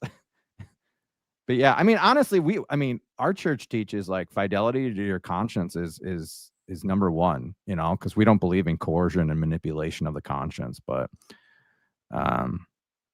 anyways, any other questions, guys? Come on, we got to make this spicy. I'm laughing at Bobby Joe's comment over there. Wait, what did he say? Call me daddy. Yeah. Wait, sugar daddy? Don't. Yeah. Can we Bobby say Joe got to spaghetti? take it easy. Take it easy, Bobby Joe. Yeah. Simmer down. Simmer down. Chill out. Bro, how was the spaghetti and meatballs? It was splendid. Man. I'm sitting over here a happy camper. Oh man, I'm jealous. Ben, what did you eat, or you got to eat still? No, I just had spaghetti, plain spaghetti. Wait, you both had spaghetti? Is this an Eastern Orthodox Tuesday spaghetti thing, or what? No, it just happened to both have spaghetti. I mean, it is a fast for us though, so you know. Yeah, I'm gonna go have Yeah. spaghetti when I get home. For me, it was just like, what do I eat that's not like meat? You know. Well, I could do shrimp. I could do shrimp and I could do fish until what, December 14th or something. Wait, Yeah, you we guys still have are fish. abstaining For from me, meat it's right like, now? look, I'm too poor to like not finish off leftovers. So if we have something in there, then it's gonna be eaten. And then look, don't worry. When I get my bag up, I'll be fasting better than all of you. So just trust. But Yeah, for now, it's like if I paid for something, I'm not throwing it away. Give me a break. right. Eat all the moldy stuff in your fridge. I'm gonna eat all of the moldy, gross, disgusting stuff in my fridge. He's gonna be eating spoonfuls of mayonnaise out of his fridge before it Oh expires. man, Yummy, yummy in my tummy. Nice. guys, did you all lose your jobs or what? Okay, Cleveland Mario. What would you suggest to someone in the process of converting to Roman Catholicism, but disillusioned with all the modernism of it? Oh gosh, but still convinced of its ecclesiology over Eastern Orthodox. Wow. Sorry, I'm poor. poor. I like how Bro. he includes the apology for it not being a super chat. Look, Sorry, dude, I'm poor. if you're poor, you have to become Orthodox because we're all poor. So come on. Yeah, Poor you in gotta spirit? be poor. Blessed are the poor in spirit. But I don't know. I think you need to work that out because your worldview is a little contradictory at the moment. You think that Catholicism is modernist, which would mean that it's not true. And then you think that its ecclesiology is right, which means EO is not true. So within your own worldview, there's an obvious problem. You got to work that out. My question would be, why do you think Roman ecclesiology is true? Is it because of what you perceive the scripture to be saying? Is it because of what you perceive to see from history? I mean, I would just need more information from you. Because what I would say is, look, if you think that there's an issue with modernism in the RC Church, what in particular are you talking about? Are you talking about the Second Vatican Council, or are you talking about particular scandals, or what? We need to have. There's just a lot in this question loaded in that I don't know, and you would need to explain it to me before I could answer that. Very well said. I think you know, from my perspective, you're talking about, I mean, I'll address your objection, I guess. You're still convinced of its ecclesiology over Eastern Orthodox. Now, I know obviously Eric's Roman Catholic, but I'll just speak from my perspective. You know, when you're looking at the ecclesiology, at least historically, and look at the statements of popes. So if you were to look at the statements of Benedict, who, when he was writing this, he was Ratzinger, wrote a text basically conceding that the ecclesiology that the Orthodox hold to is the ecclesiology of the first 1,000 years of the church. So this was a dialogue between Athenagoras and the Pope at the time, in which he was stating he had addressed him with honorifics of primacy, but not supremacy honorifics. And he said, we ought not expect anything different from the East than what was expressed in the first 1,000 years of the church. So in my opinion, the Orthodox ecclesiology is consistent. Nice.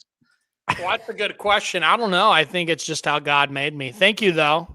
You should make that a super chat next time, you jerk. Right. That's what I'm talking about. Like that. Bro, why is there no super chat? Bro, his handsomeness is not cheap, man. That God like broke the mold. Like that ain't free. Okay. That ain't free. My fiance's over there nodding. She's coloring over there.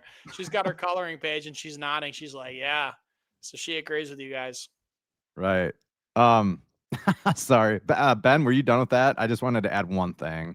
Yeah, that's it. I would say if you're interested in reading that text, it's Principles of Catholic Theology. It was written in 1982 by Ratzinger before he was Pope Benedict.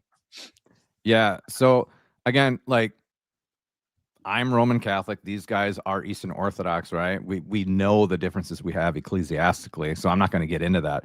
But I think when you talk about modernism so loosely like that, and Mario was kind of like, well, trying to get you to specify it, because this whole notion that we've succumbed to modernism, to me, it seems like it's just propaganda from the media. You know what I mean? because unless you want to substantiate that claim with something that's just not Cool dude is so funny. I'm sorry, I interrupted. from He the said, "Not to internet, bit off you the know. goop." I just found that funny. Sorry. I mean, St. Pius X, right? Pretty much stamped out modernism within the church. I think you should really research what modernism means, at least the ideology behind it. During the late 19th and the early 20th century, because if you see change like in our ecclesiology or our implementation of certain things, it doesn't just necessitate or equal modernism. You know what I mean? Like we have church buildings that look a little different than, say, of those in the medieval ages or you know, whatever, Middle Ages. That doesn't mean, oh, sorry. Here's my Eastern Orthodox member, Eric. You made the stream. What up, PM? Okay, I gotta go. I gotta skate out, guys. Hey, enjoy digesting that lovely spaghetti. Think will. about me. Peace Think out, about dude. me when your head hits the pillow in a platonic, friendly way, my friend. I don't know if I can do that. It sounds kind of fruity, but much Bro. love to you, Eric. Much love Dude, to you. no, Cleve. you I'll see pray. guys. You pray for me when your head hits the pillow. Say a prayer for me, man. Okay, sure. I'll say a prayer for you. Say it in a better way. You guys got the fruitiness going on. Like, what do you think I meant? Okay. Bro says, think of me when you go to sleep, and he's trying to act like that's not fruity. He rubs his finger over your lips and says, "No homo." It's not fucking no Okay, homo. Willem says thoughts on Mario leaving his debate with atheist Wario. That's funny. That's a callback to my debate with Beat the Cult. Yeah, well, I left it because atheist Wario mogs me, but I think I'm on my comeback arc. So I challenge atheist Wario to a debate. I will fight you 1-on-1, 1v1, Elamano v Elamano, and we'll see how this goes. How about that? All right, I got to dip out. You guys have a good one. Mario, thanks for joining. Have a good night, okay? All right, you too. Peace. Yeah, I'll probably go like another 15 minutes or so. And I'm gonna spend some Yeah. time with my family before the next Oh my stream. God, dude. If you have to go now to spend time with your family, I understand. So I just appreciate you coming on in the first place and chilling with us, you know? Yeah, dude. Anybody else want to send in some questions? Yeah, questions for Ben, guys, please. Here, let me do this, actually. They're trying to get us to debate. That's what they're trying to do. I'm trying to hold myself back a little bit, Eric. Oh, gosh, dude. Not until he's confirmed Eastern Orthodox, right? Not during the catechumen phase. That's a no-no. Right. That's a no-no. Don't throw him off his game. He's trying to be a good boy. Right. Follow the will of God. Don't scandalize anybody, right? You know, I kind of so the impression that I got from your channel now, Ben, is quite good. The fact that instead of you just going on and just trying to teach Orthodox theology, you're having all these other Eastern Orthodox theologians, apologists come on your channel to right? Right. Yeah. Yeah. Tonight I'm actually going to have Father Chris, who's a Russian Orthodox priest, on the show to do a little Q&A. So if after this anybody wants to tag along and ask questions to a priest, feel free. It'll be at 8 Eastern, so in an hour. So guys, in 1 hour, go to Cleve to Antiquities channel, support him. If you're gonna super chat somebody, if you don't super chat me, super chat him. I don't know. I'm the super chat prostitute, I guess. Any questions for Ben? looks like we had some questions in, but no super chat questions. Cool dude.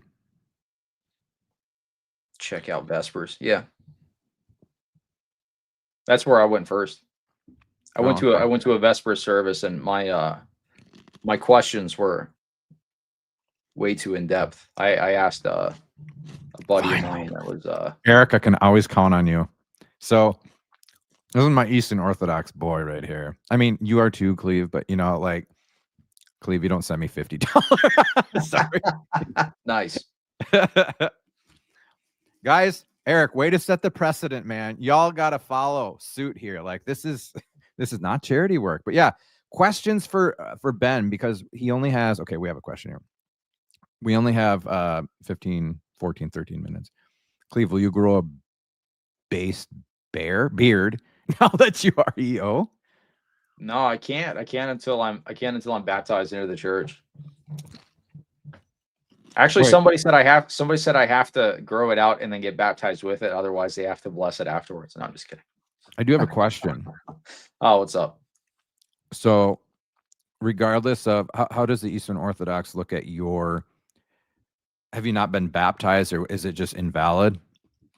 Yeah, there's no sacraments outside of the church. So Oh, yeah. I knew that. yeah, All right. that's the general perception. Even if they receive you by chrismation, it's not an acknowledgement that the baptism is valid outside of the church. It's just that they're accepting it and completing it by chrismation. So Sorry. that the general idea is basically no sacraments outside of the church. Now you might be able to find like individual Orthodox teachers that would say otherwise, but the clear patristic teaching and the consensus is that there are no sacraments outside. So, like, heretics can't baptize, correct? Yeah, well, anybody outside of the church, right. right? But, well, how do you guys feel about Donatism then? Well, it's like based off of the piety of the individual baptizing. Yeah, I mean, we're not Donatists. But that's still, but it's two separate things. So one would be, do we recognize sacraments outside of the church? Donatism would be like the sacraments only, or the sacrament can be invalidated based off of the personal piety of the presbyter, like applying the sacrament, right? Like we don't think your personal piety has anything to do with it. Like that would be maybe more like the true Orthodox would say, if you commune with somebody who's like ever like said a heresy, then like all your sacraments are like tainted or something. So, again, and I'm not trying to push back or anything, but like how we would look at it is heresy before it becomes like an ecclesiastical rupture or whatever would be first. It's like a sin, right? It's a mortal sin.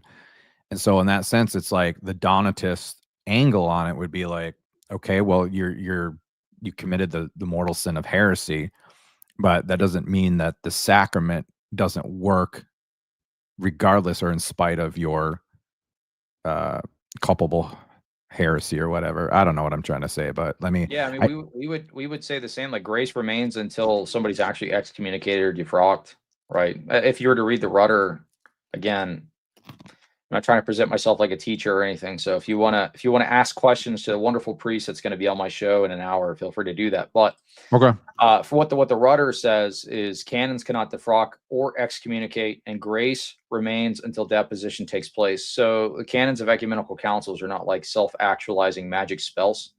Mhm. So we're not Donatists. We're not saying like, oh, you'd like activated my trap card. Now you no longer have grace. You can't confect the sacraments. But if you're outside of the church, right, we don't recognize your sacraments. Only the Orthodox sacraments are valid. Sure. I do have a question for you. This person, for some reason, his question wasn't showing up on the comments, so he sent it through my Discord. He says, my question for Ben is this: what are your thoughts on the Western Rite Orthodox and the Divine Liturgy of St. Gregory? God bless you. Western Rite Orthodox, I mean, I don't really have too much of an opinion on it. I've never attended a Western Rite Divine Liturgy, so I really can't speak too much on it. I know it was implemented as a way to attract Anglicans, right, and to provide them with a good like way of keeping some without changing too much. I know there's some controversy surrounding it, but I've never attended a Western Rite Divine Liturgy, so I really can't speak too much on it, to be honest. Is again, I don't know for sure, but is Father Josiah Trenum Western Rite? No, I don't believe so. Okay. I'm not sure. I mean, maybe he is, but I don't think so. Okay. I'm fairly certain he is not. Speak of the Father Josiah. That literally just came. That's so weird. In his vid with Lila Rose had extremely. Yeah, they're saying no, he's not. No. Oh, okay. Guys, if you're Eastern Orthodox, please subscribe to my channel and like this video stream. Here's another question. The grave mind. Ben, do you want to submit to authority? What kind of question is that? Yeah, obviously I do. I mean, bro, I want to be a good son of the church. You know? Yeah, what I mean? like he left Protestantism to submit to authority. You know what I mean? Like that's how I take it. I don't know. Right. Yeah, I was a pastor in a non-denominational church now I'm becoming Eastern Orthodox. So yes, absolutely. What's Go Arch or Go Arch? Do you know what that is? Greek Orthodox Archdiocese. I don't believe he belongs to that. He's Antiochian, I think. Okay. The See of Antioch? Yeah, Clip he's what? Antiochian. Clip what? I don't know. He thinks it's some kind of gotcha or something. What?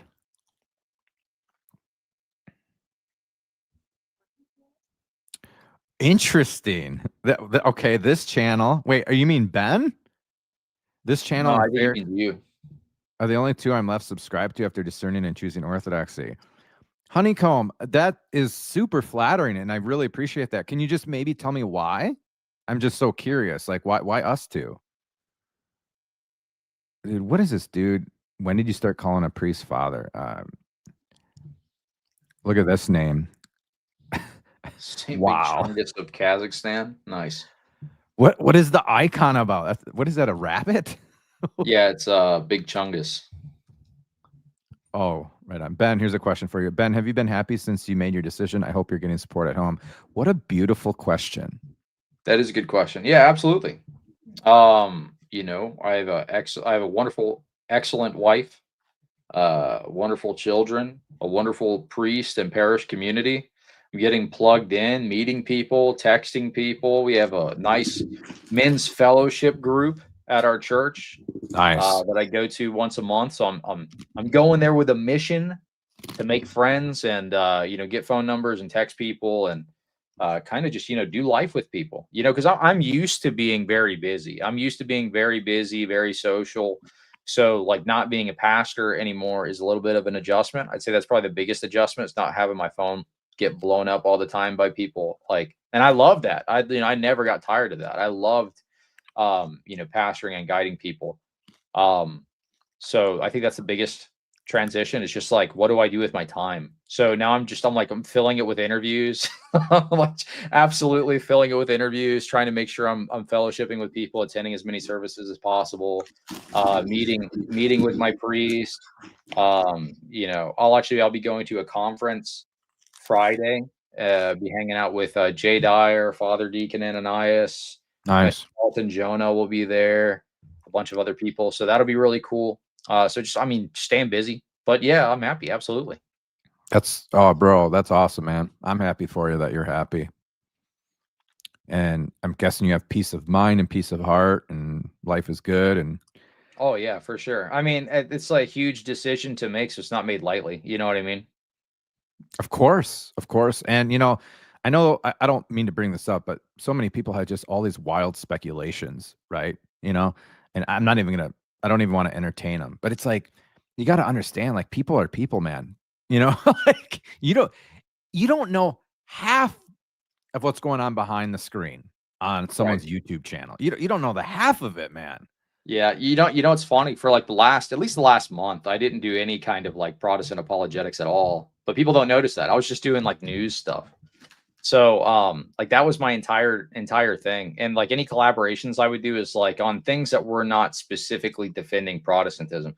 The only one that kind of crossed the line for me, and I realized I couldn't keep going, I just had to go ahead and like, you know, pull the trigger, was Gospel Simplicity, that interview. Because the way that I discussed with him was, it was supposed to be like debunking the canon at Trent, not defending the Protestant canon, but he put the title all weird and I had him change it, and then it was a big mess, and I'm like, okay, whatever, who cares? We'll just like it. And I was also thinking it was going to be like a shorter interview or whatever, but I was like, I probably shouldn't have done that one. So after that I was kind of like, all right, I'm just going to go ahead and announce it, you know.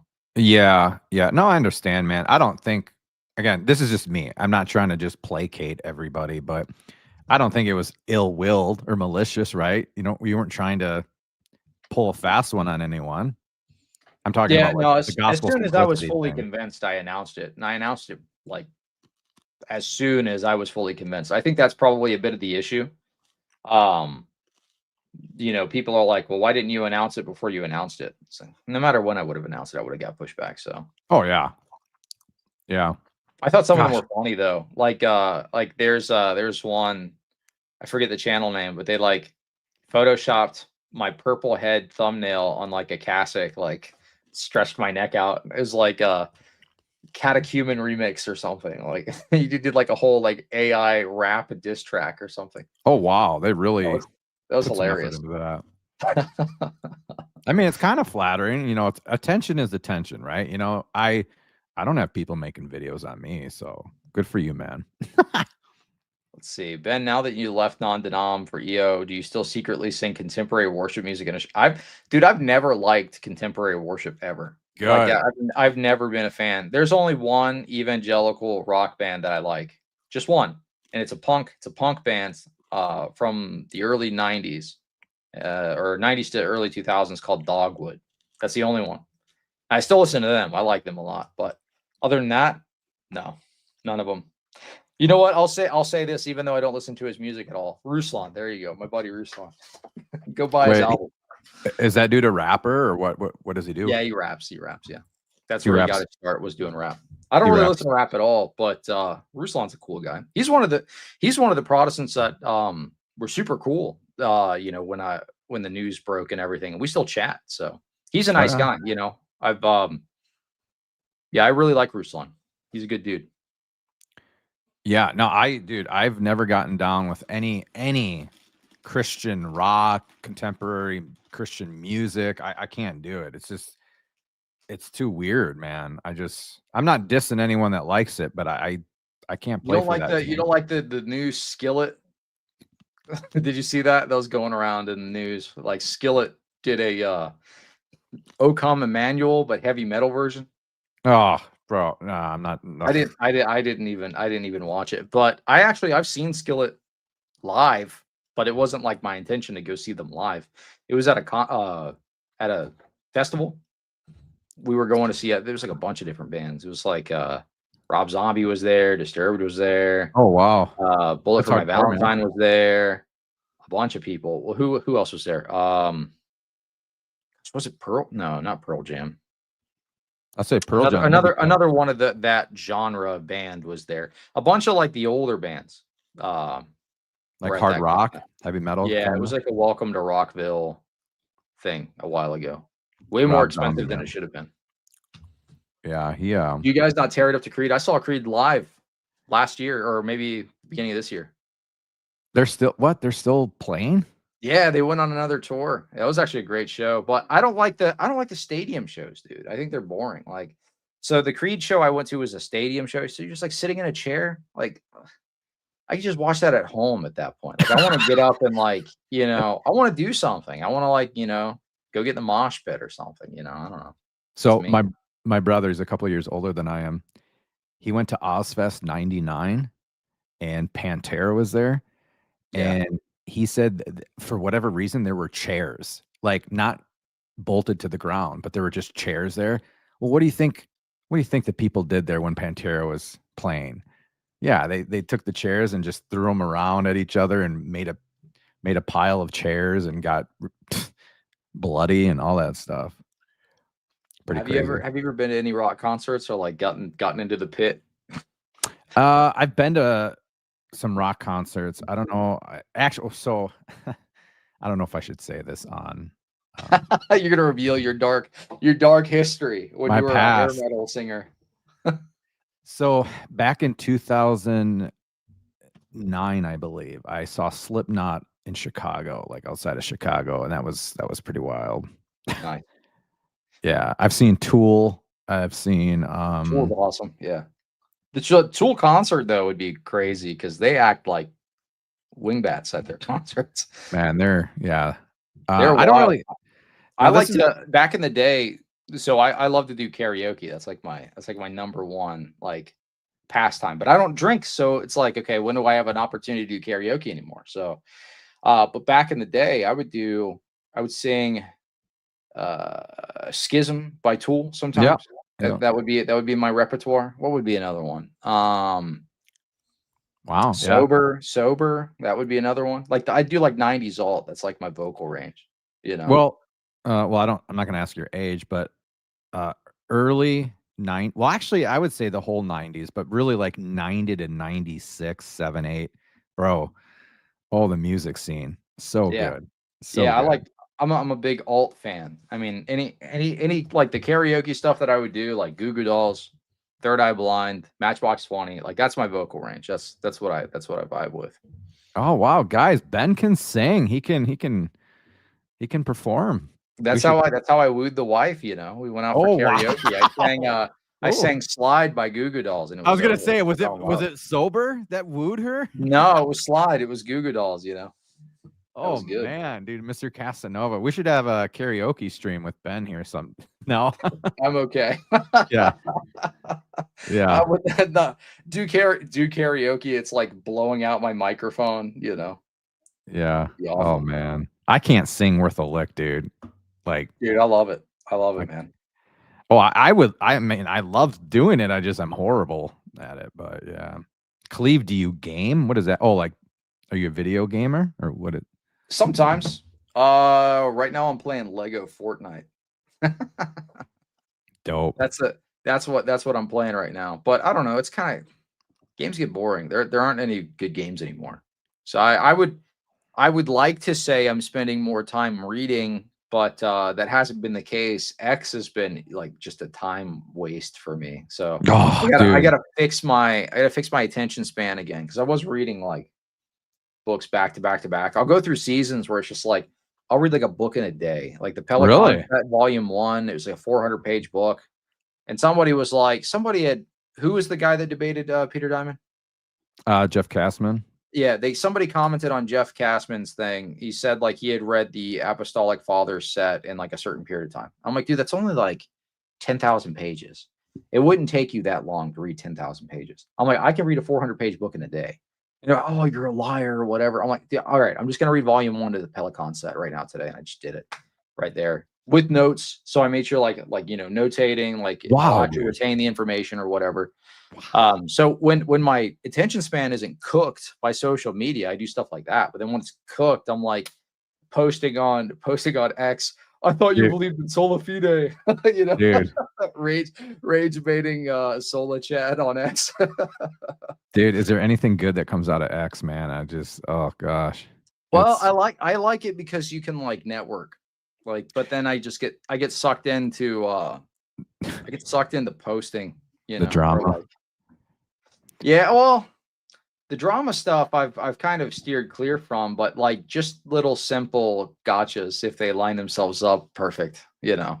It's like Sola Chad was like, you can never lose your salvation no matter what you do. And then he posts like a couple months later, he says, Andrew Wilson is obviously not a Christian because he says bad words. I'm like, I got you, buddy. Oh my. Dude, he walked right into that one. Oh yeah, gosh. That's funny. Ben, what are your thoughts on cigarettes? I used to smoke. I quit. It's awful for you. I actually had cancer, so what? I don't smoke at all. I don't drink at all. I'm in full remission. So praise God. Yeah, praise God, man. Wow, that's great. Jesse Ray, now that's a new name. You can ask a question. Don't be shy. You know, if you're gonna super chat a couple bucks. But thank you, Jesse Ray. Usually watches my show, I think. Oh, really? Yeah. Actually, yeah, I know for sure. Okay, well, thank you, Jesse Ray. And guys, Eastern Orthodox brothers and sisters, I love you. Please subscribe. Cleve, have you spoken to RZ? I think we all have. Yeah, of course. Since the conversion, absolutely, yeah. Yeah, he asked me to watch his Catholic contradictions video and give him feedback. I thought you were gonna say his dog. I'm like, whoa, you guys are tight. No, RZ's a good guy. He's obviously upset with me for becoming Orthodox, but you know, he said we're cool, so we're cool. More free questions. Enjoy them, guys. Question, Ben, did you ever study the reformers, like the mainline Protestant denominations and their belief? How did you come down to EO? Yeah, absolutely. I mean, that was the whole point of my channel, right? Mm-hmm. But one solid example that comes up is like in Chemnitz's work, Examination on the Council of Trent, or an examination of the Council of Trent. One of the things that kind of convinced me was looking at some of his argumentation against apostolic succession and for sola scriptura. Interesting.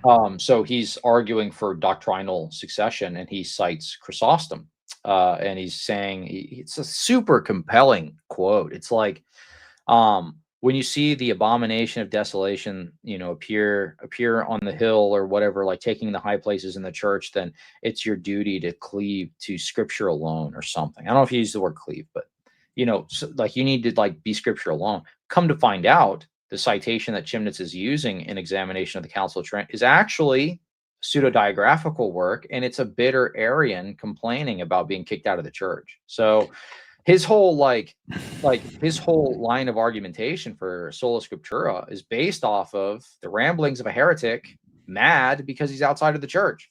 And then you notice this over and over and over again, basically with every heretic argument throughout history. And you see this a lot with works that purport themselves to be church fathers but are actually pseudo-diagraphical works. This actually happened again with there was a young man that it was like a last minute thing. I had this like 18-year-old guy on my show talking about sola fide, and he just like Googled like church father quotes or something. I didn't notice at the time. I caught him on one, and he was like, "This is Chrysostom talking about sola fide." I'm like, dude, I know for a fact Chrysostom doesn't teach sola fide. Yeah.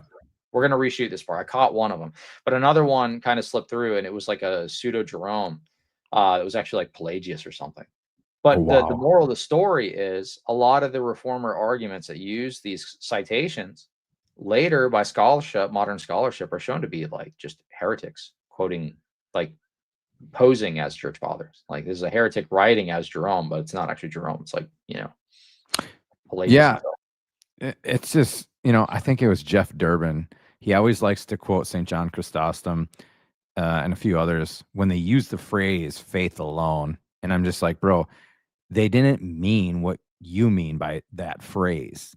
And fundamentally different. Just because the phrase is the same doesn't mean, like St. Thomas Aquinas used the phrase faith alone. So did St. Ambrose. So did St. John of the Cross. Like, come on, like, get it together, Grouch. There was a cool dude says, do these people in chat actually believe he's a Jesuit spy, or are they trolling? That's like an inside joke on the channel. Back in the day when I was a Protestant, there was this guy named like real Jim Bob evangelical. His name was Christian King, I think that's his name. Not Christian Prince, Christian King. He's like an ex-Jehovah's Witness evangelical. And when I made an argument for the perpetual virginity of Mary, he said this guy has to be a Catholic Jesuit spy to convert Protestants to Roman Catholicism because he believes in the perpetual virginity. Because he's not used to hearing Protestants adhere to that teaching. That's probably why. So he said he called me a Jesuit spy and was like made like a whole bunch of live streams about me, like he's a Jesuit. He's a spy.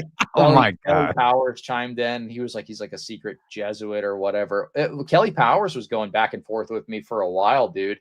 And he said, he said he's definitely not a Protestant. He even holds to Mary as the Theotokos.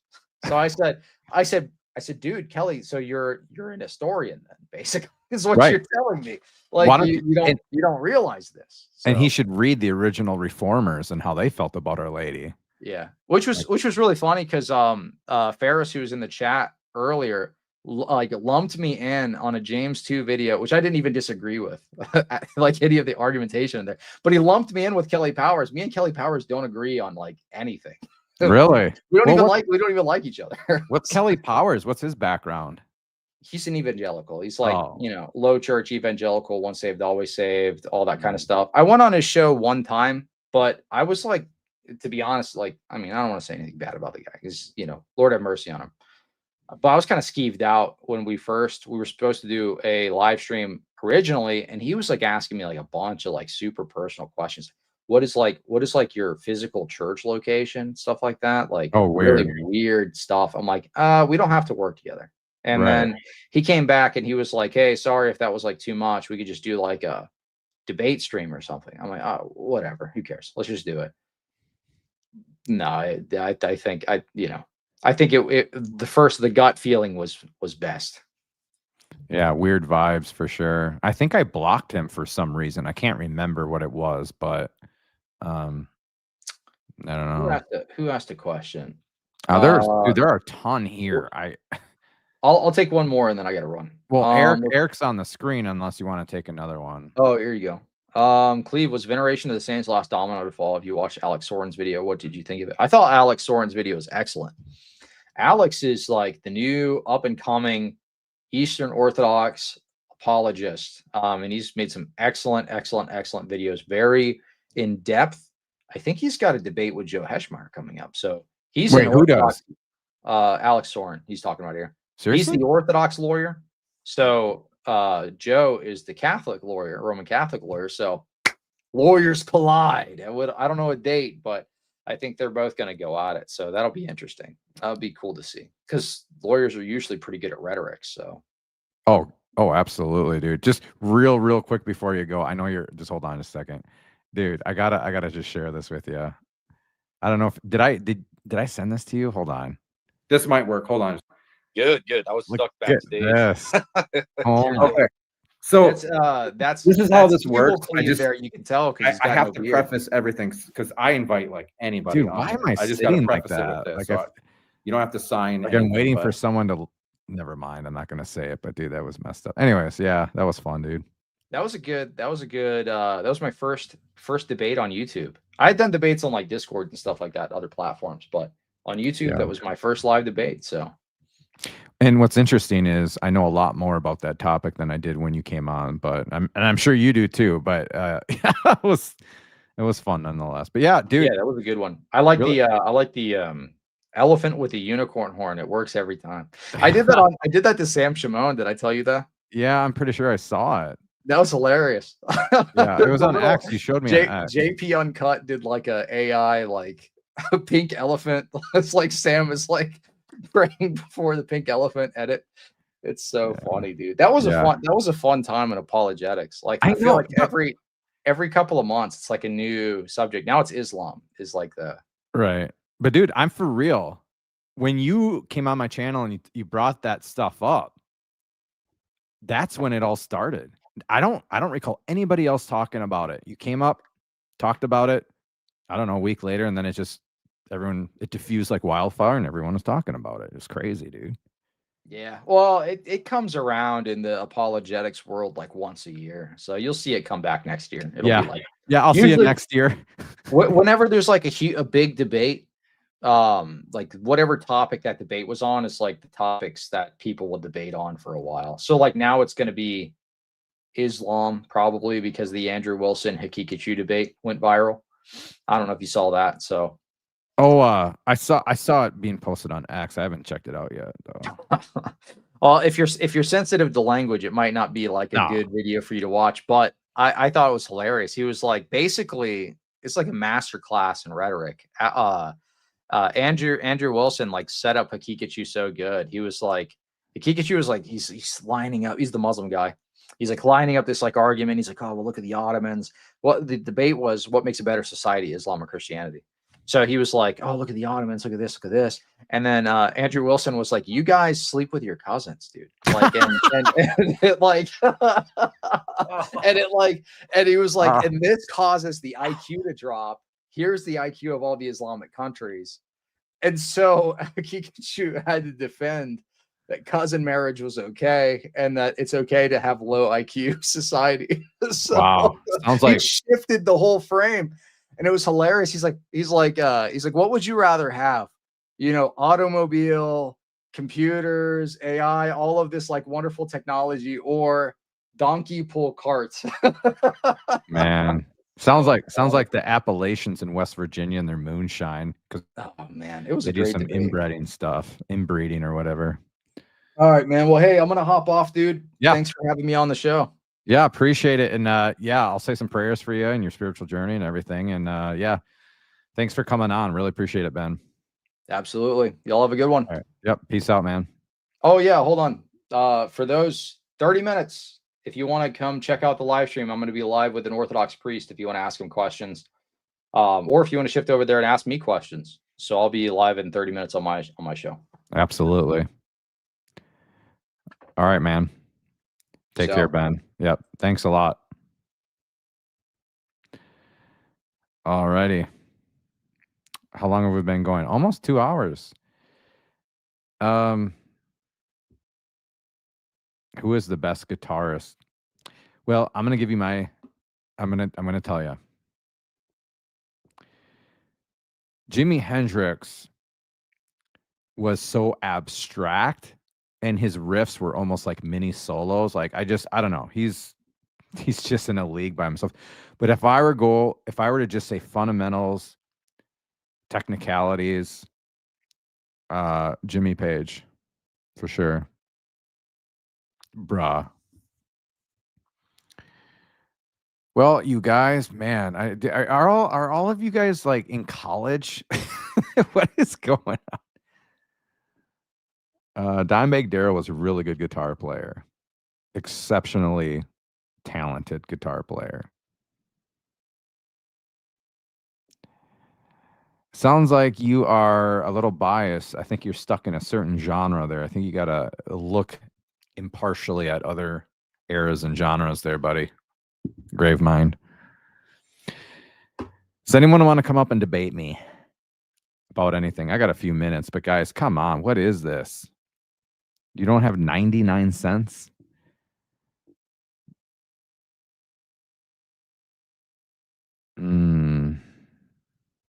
Oh, man, you guys are just talking nonsense. What is this?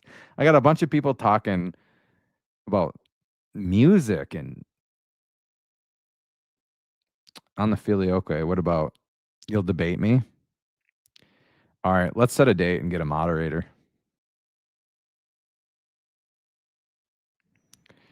The cure to autism is super chats. Okay? Super chats. 2 hours and 3. You know, if it wasn't for Eric, I would probably not be doing well.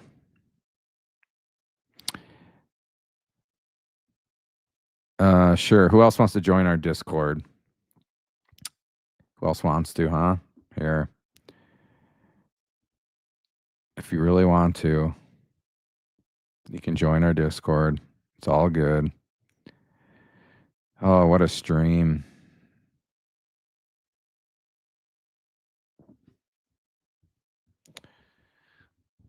I think Eric wants to debate me on the filioque. Hey, Odd. Oh, guys, here. I gotta do this. But can anyone join my Patreon for the love of everything that's great?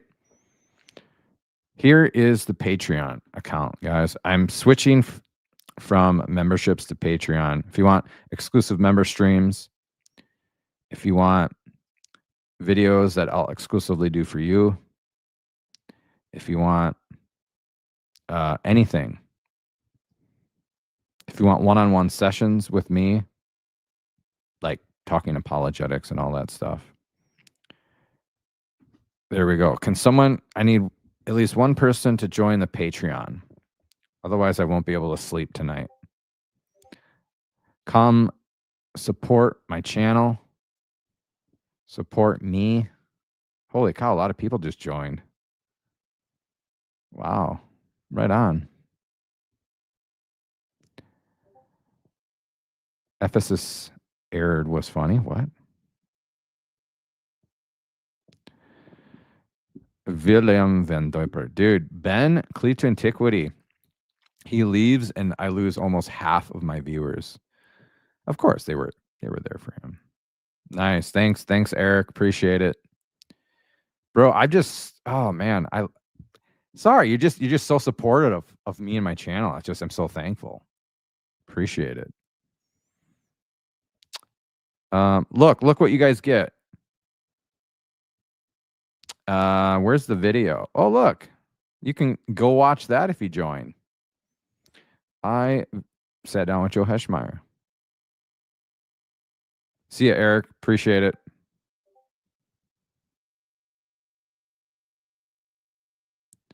You're a teenager?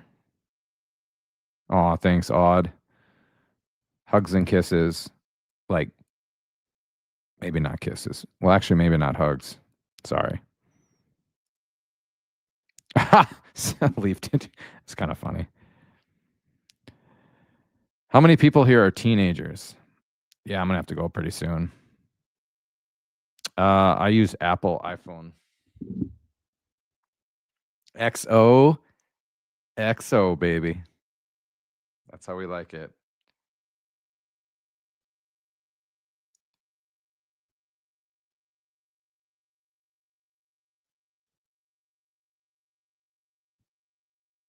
Wait, who's Christian Helly? Who's Christian Helly? I don't understand. Thank you. Guys, got a little bit of time left. Not much. I'm just saying I'm going to go on like 2, 3, 4, 5 minutes. Gosh, we had 90 people in here and now we're down to 22. Just crazy. Just crazy.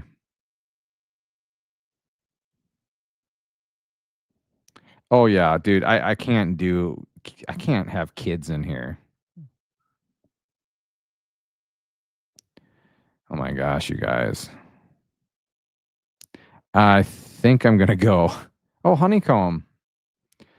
Would you be interested in joining our Patreon page?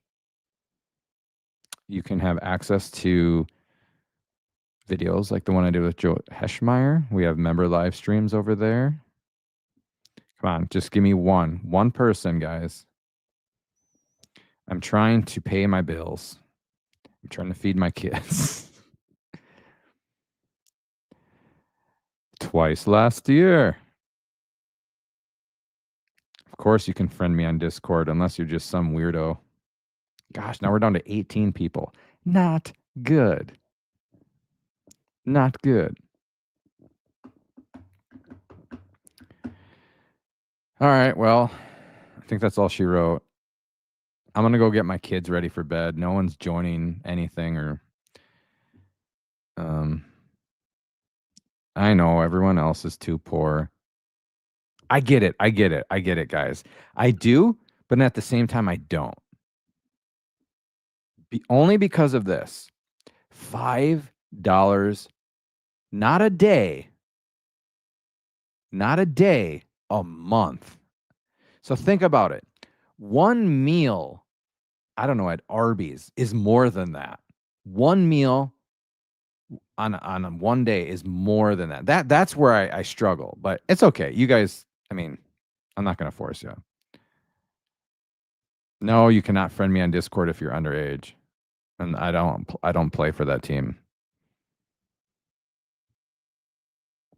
Who is this base crusader dude? All right. Anything else, guys?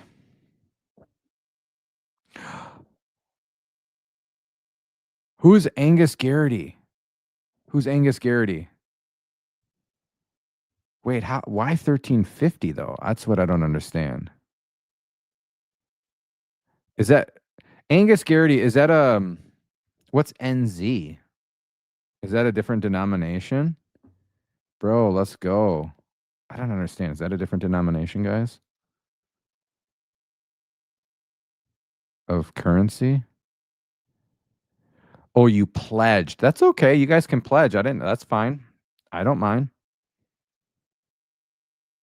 Yes. So Angus, can you tell me? I don't know how that works. How do you pledge? I don't mind. I thank you so much, Angus. Bro, you guys see? Hey, if Angus can do it, you can do it.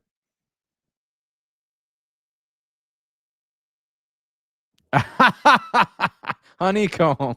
Yes. I'm going to have a bowl of honeycombs tonight. That's funny. That's actually kind of funny. Okay, Van Duiper and Base Crusader, you guys are funny.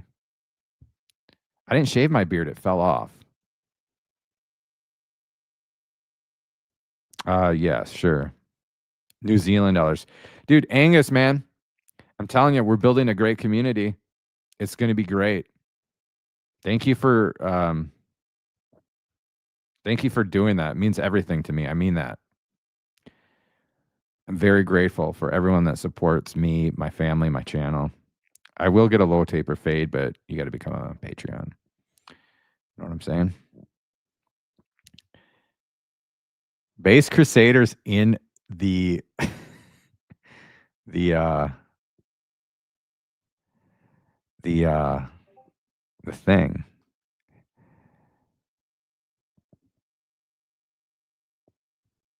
Dude. I can't message this dude. This guy's mad at me, bro. Mad at me, son. Yeah, good guitar player. Gone too soon. Gone way too soon. Oh, right on, Angus. Thank you so much. Yeah, here, let me refresh it. I think my computer is just slow. All right, I do have a question for you guys. Thank you so much, Angus. You seriously made my day. Not kidding. You really made my day. See, where's Angus? There he is. Thanks, buddy. Thanks a lot. Man, makes my day. Just like One-Eyed Willie made your day. That's from the Goonies. Oh, wow. Dave Mason. Who's Dave Mason? Oh, actually, I'm sorry. Who asked me who is the best guitar player? I can't believe I didn't say this. Dude, seriously, Van Duiper and Bass Crusader. I think you're the same people, and I think you're high as a kite. I think you guys are high on meth right now.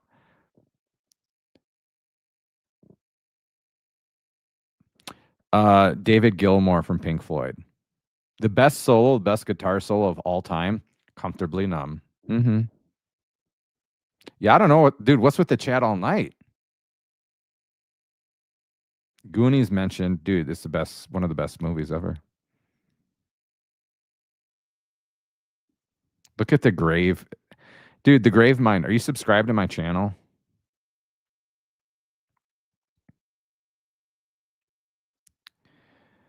We aren't Methodist.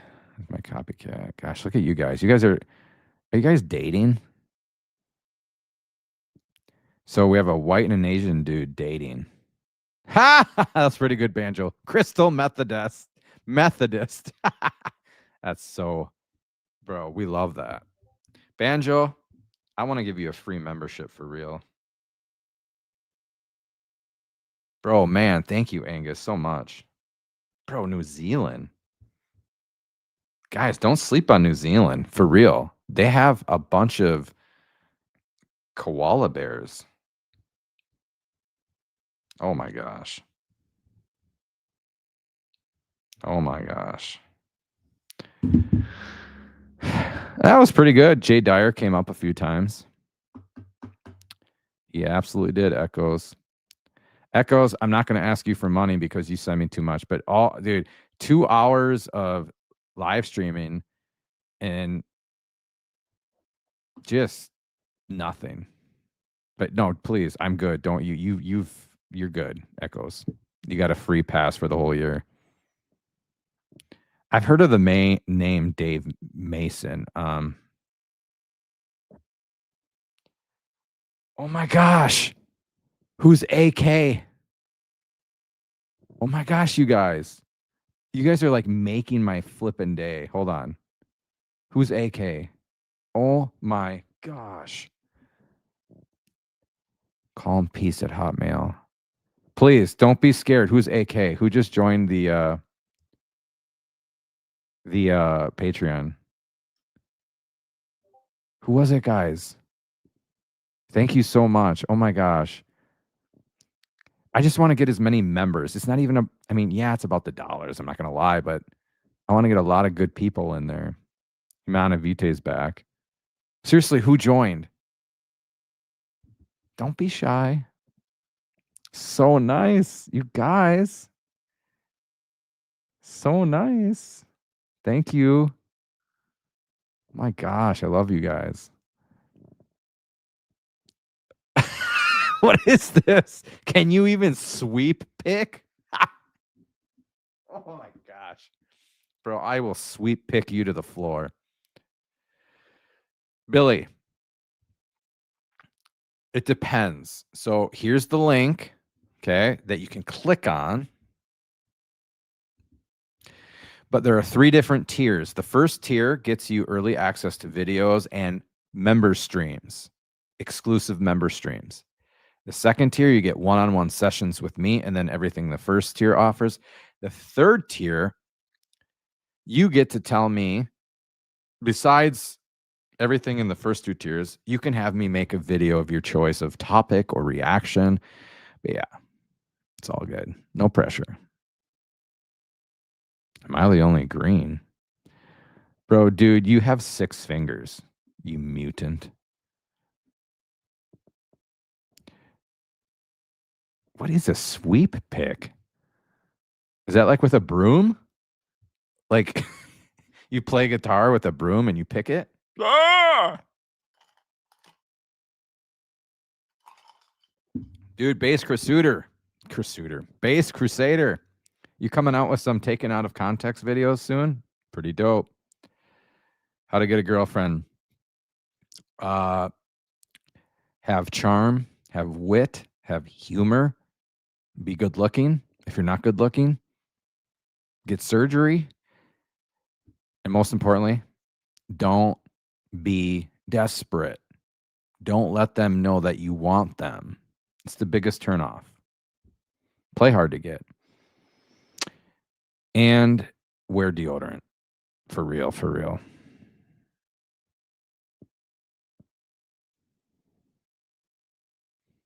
Right.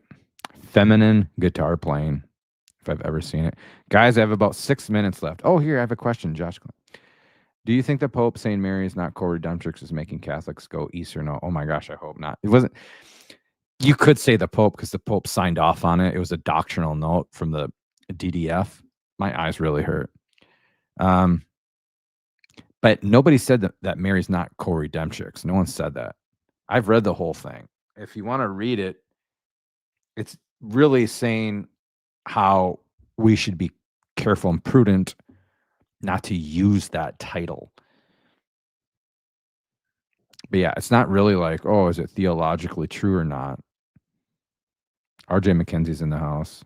Guys, seriously, who joined my I'm just so thankful. Who did that? Man, I'm going to be busy doing one-on-one sessions with people. This is a dream. I got six minutes left. We started at 8 in the morning. I'm bushed. I am so bushed.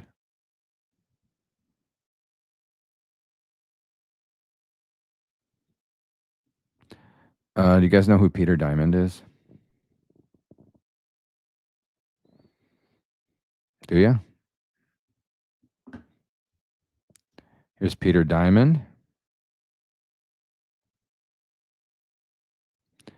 That is Peter Diamond. During a debate. I'm not going to say he was possessed. However, were illicit narcotics involved? Again, I don't know. I have no idea. I really don't. I'm not going to partake in rash judgments. But guys, that face is a face of sedevacantism. It reeks of sedevacantism. Yeah, Josh Klein. Guys, who joined my top tier on Patreon? Are you shy? Whoever you are, thank you so much. I love you. Guys, my eyes. I'm going to start shutting things down here, but that picture will be haunting you for weeks. Don't believe me? Well, just wait. Dude, RJ, that is so mean. How could you say such a thing about anybody? That is such an unjust suspicion of someone. You have no idea if he is into drugs. I just kid. I kid. Sorry, do not clip that Crusader boy. Bro.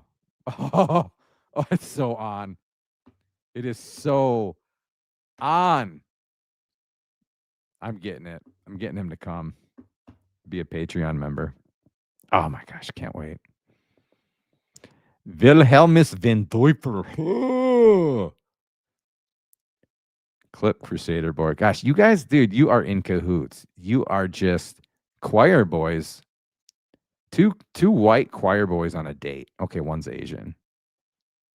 Okay, who's got the soy sauce? Dude, RJ, I was just kidding, man. Seriously, I was totally kidding. I hope you're not mad at me. I was trolling you. What is this? That's fine.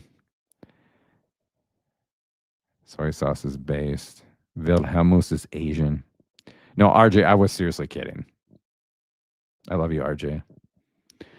RJ, I feel like, we've known each other for years. And they were good years. Really good years. R to the J. Oh my gosh, another one? Wait. Someone sent me a message on Patreon. I'm here. Hold on. Guys, I'm addicted to Patreon chats. Wait, what? Group. Oh.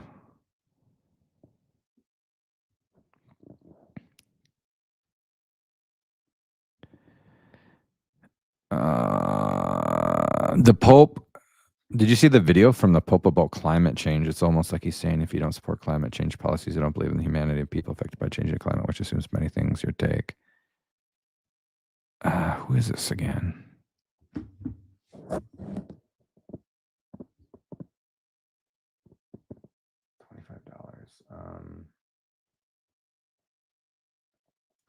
Hold on, guys. Sorry. Oh, this is sorry, this is John. Sorry, guys. All right, guys. Anything else? Thank you for not super chatting me. Man, what a waste of my time. Guys, I have rabies. Rabies. There's another clip for you, Van Duiper. Van Diaper. Size 5 diapers. Oh, that's pretty good. I'm addicted to pineapple pizza. I'm addicted to Pentateuch. That's funny too. All right, guys. Clip that. Clip that. Guys, I gotta go. Praise be Jesus and Mary. I love you guys. Thank you for all your support. Even those guys that are freeloaders and they're just here to troll and clip.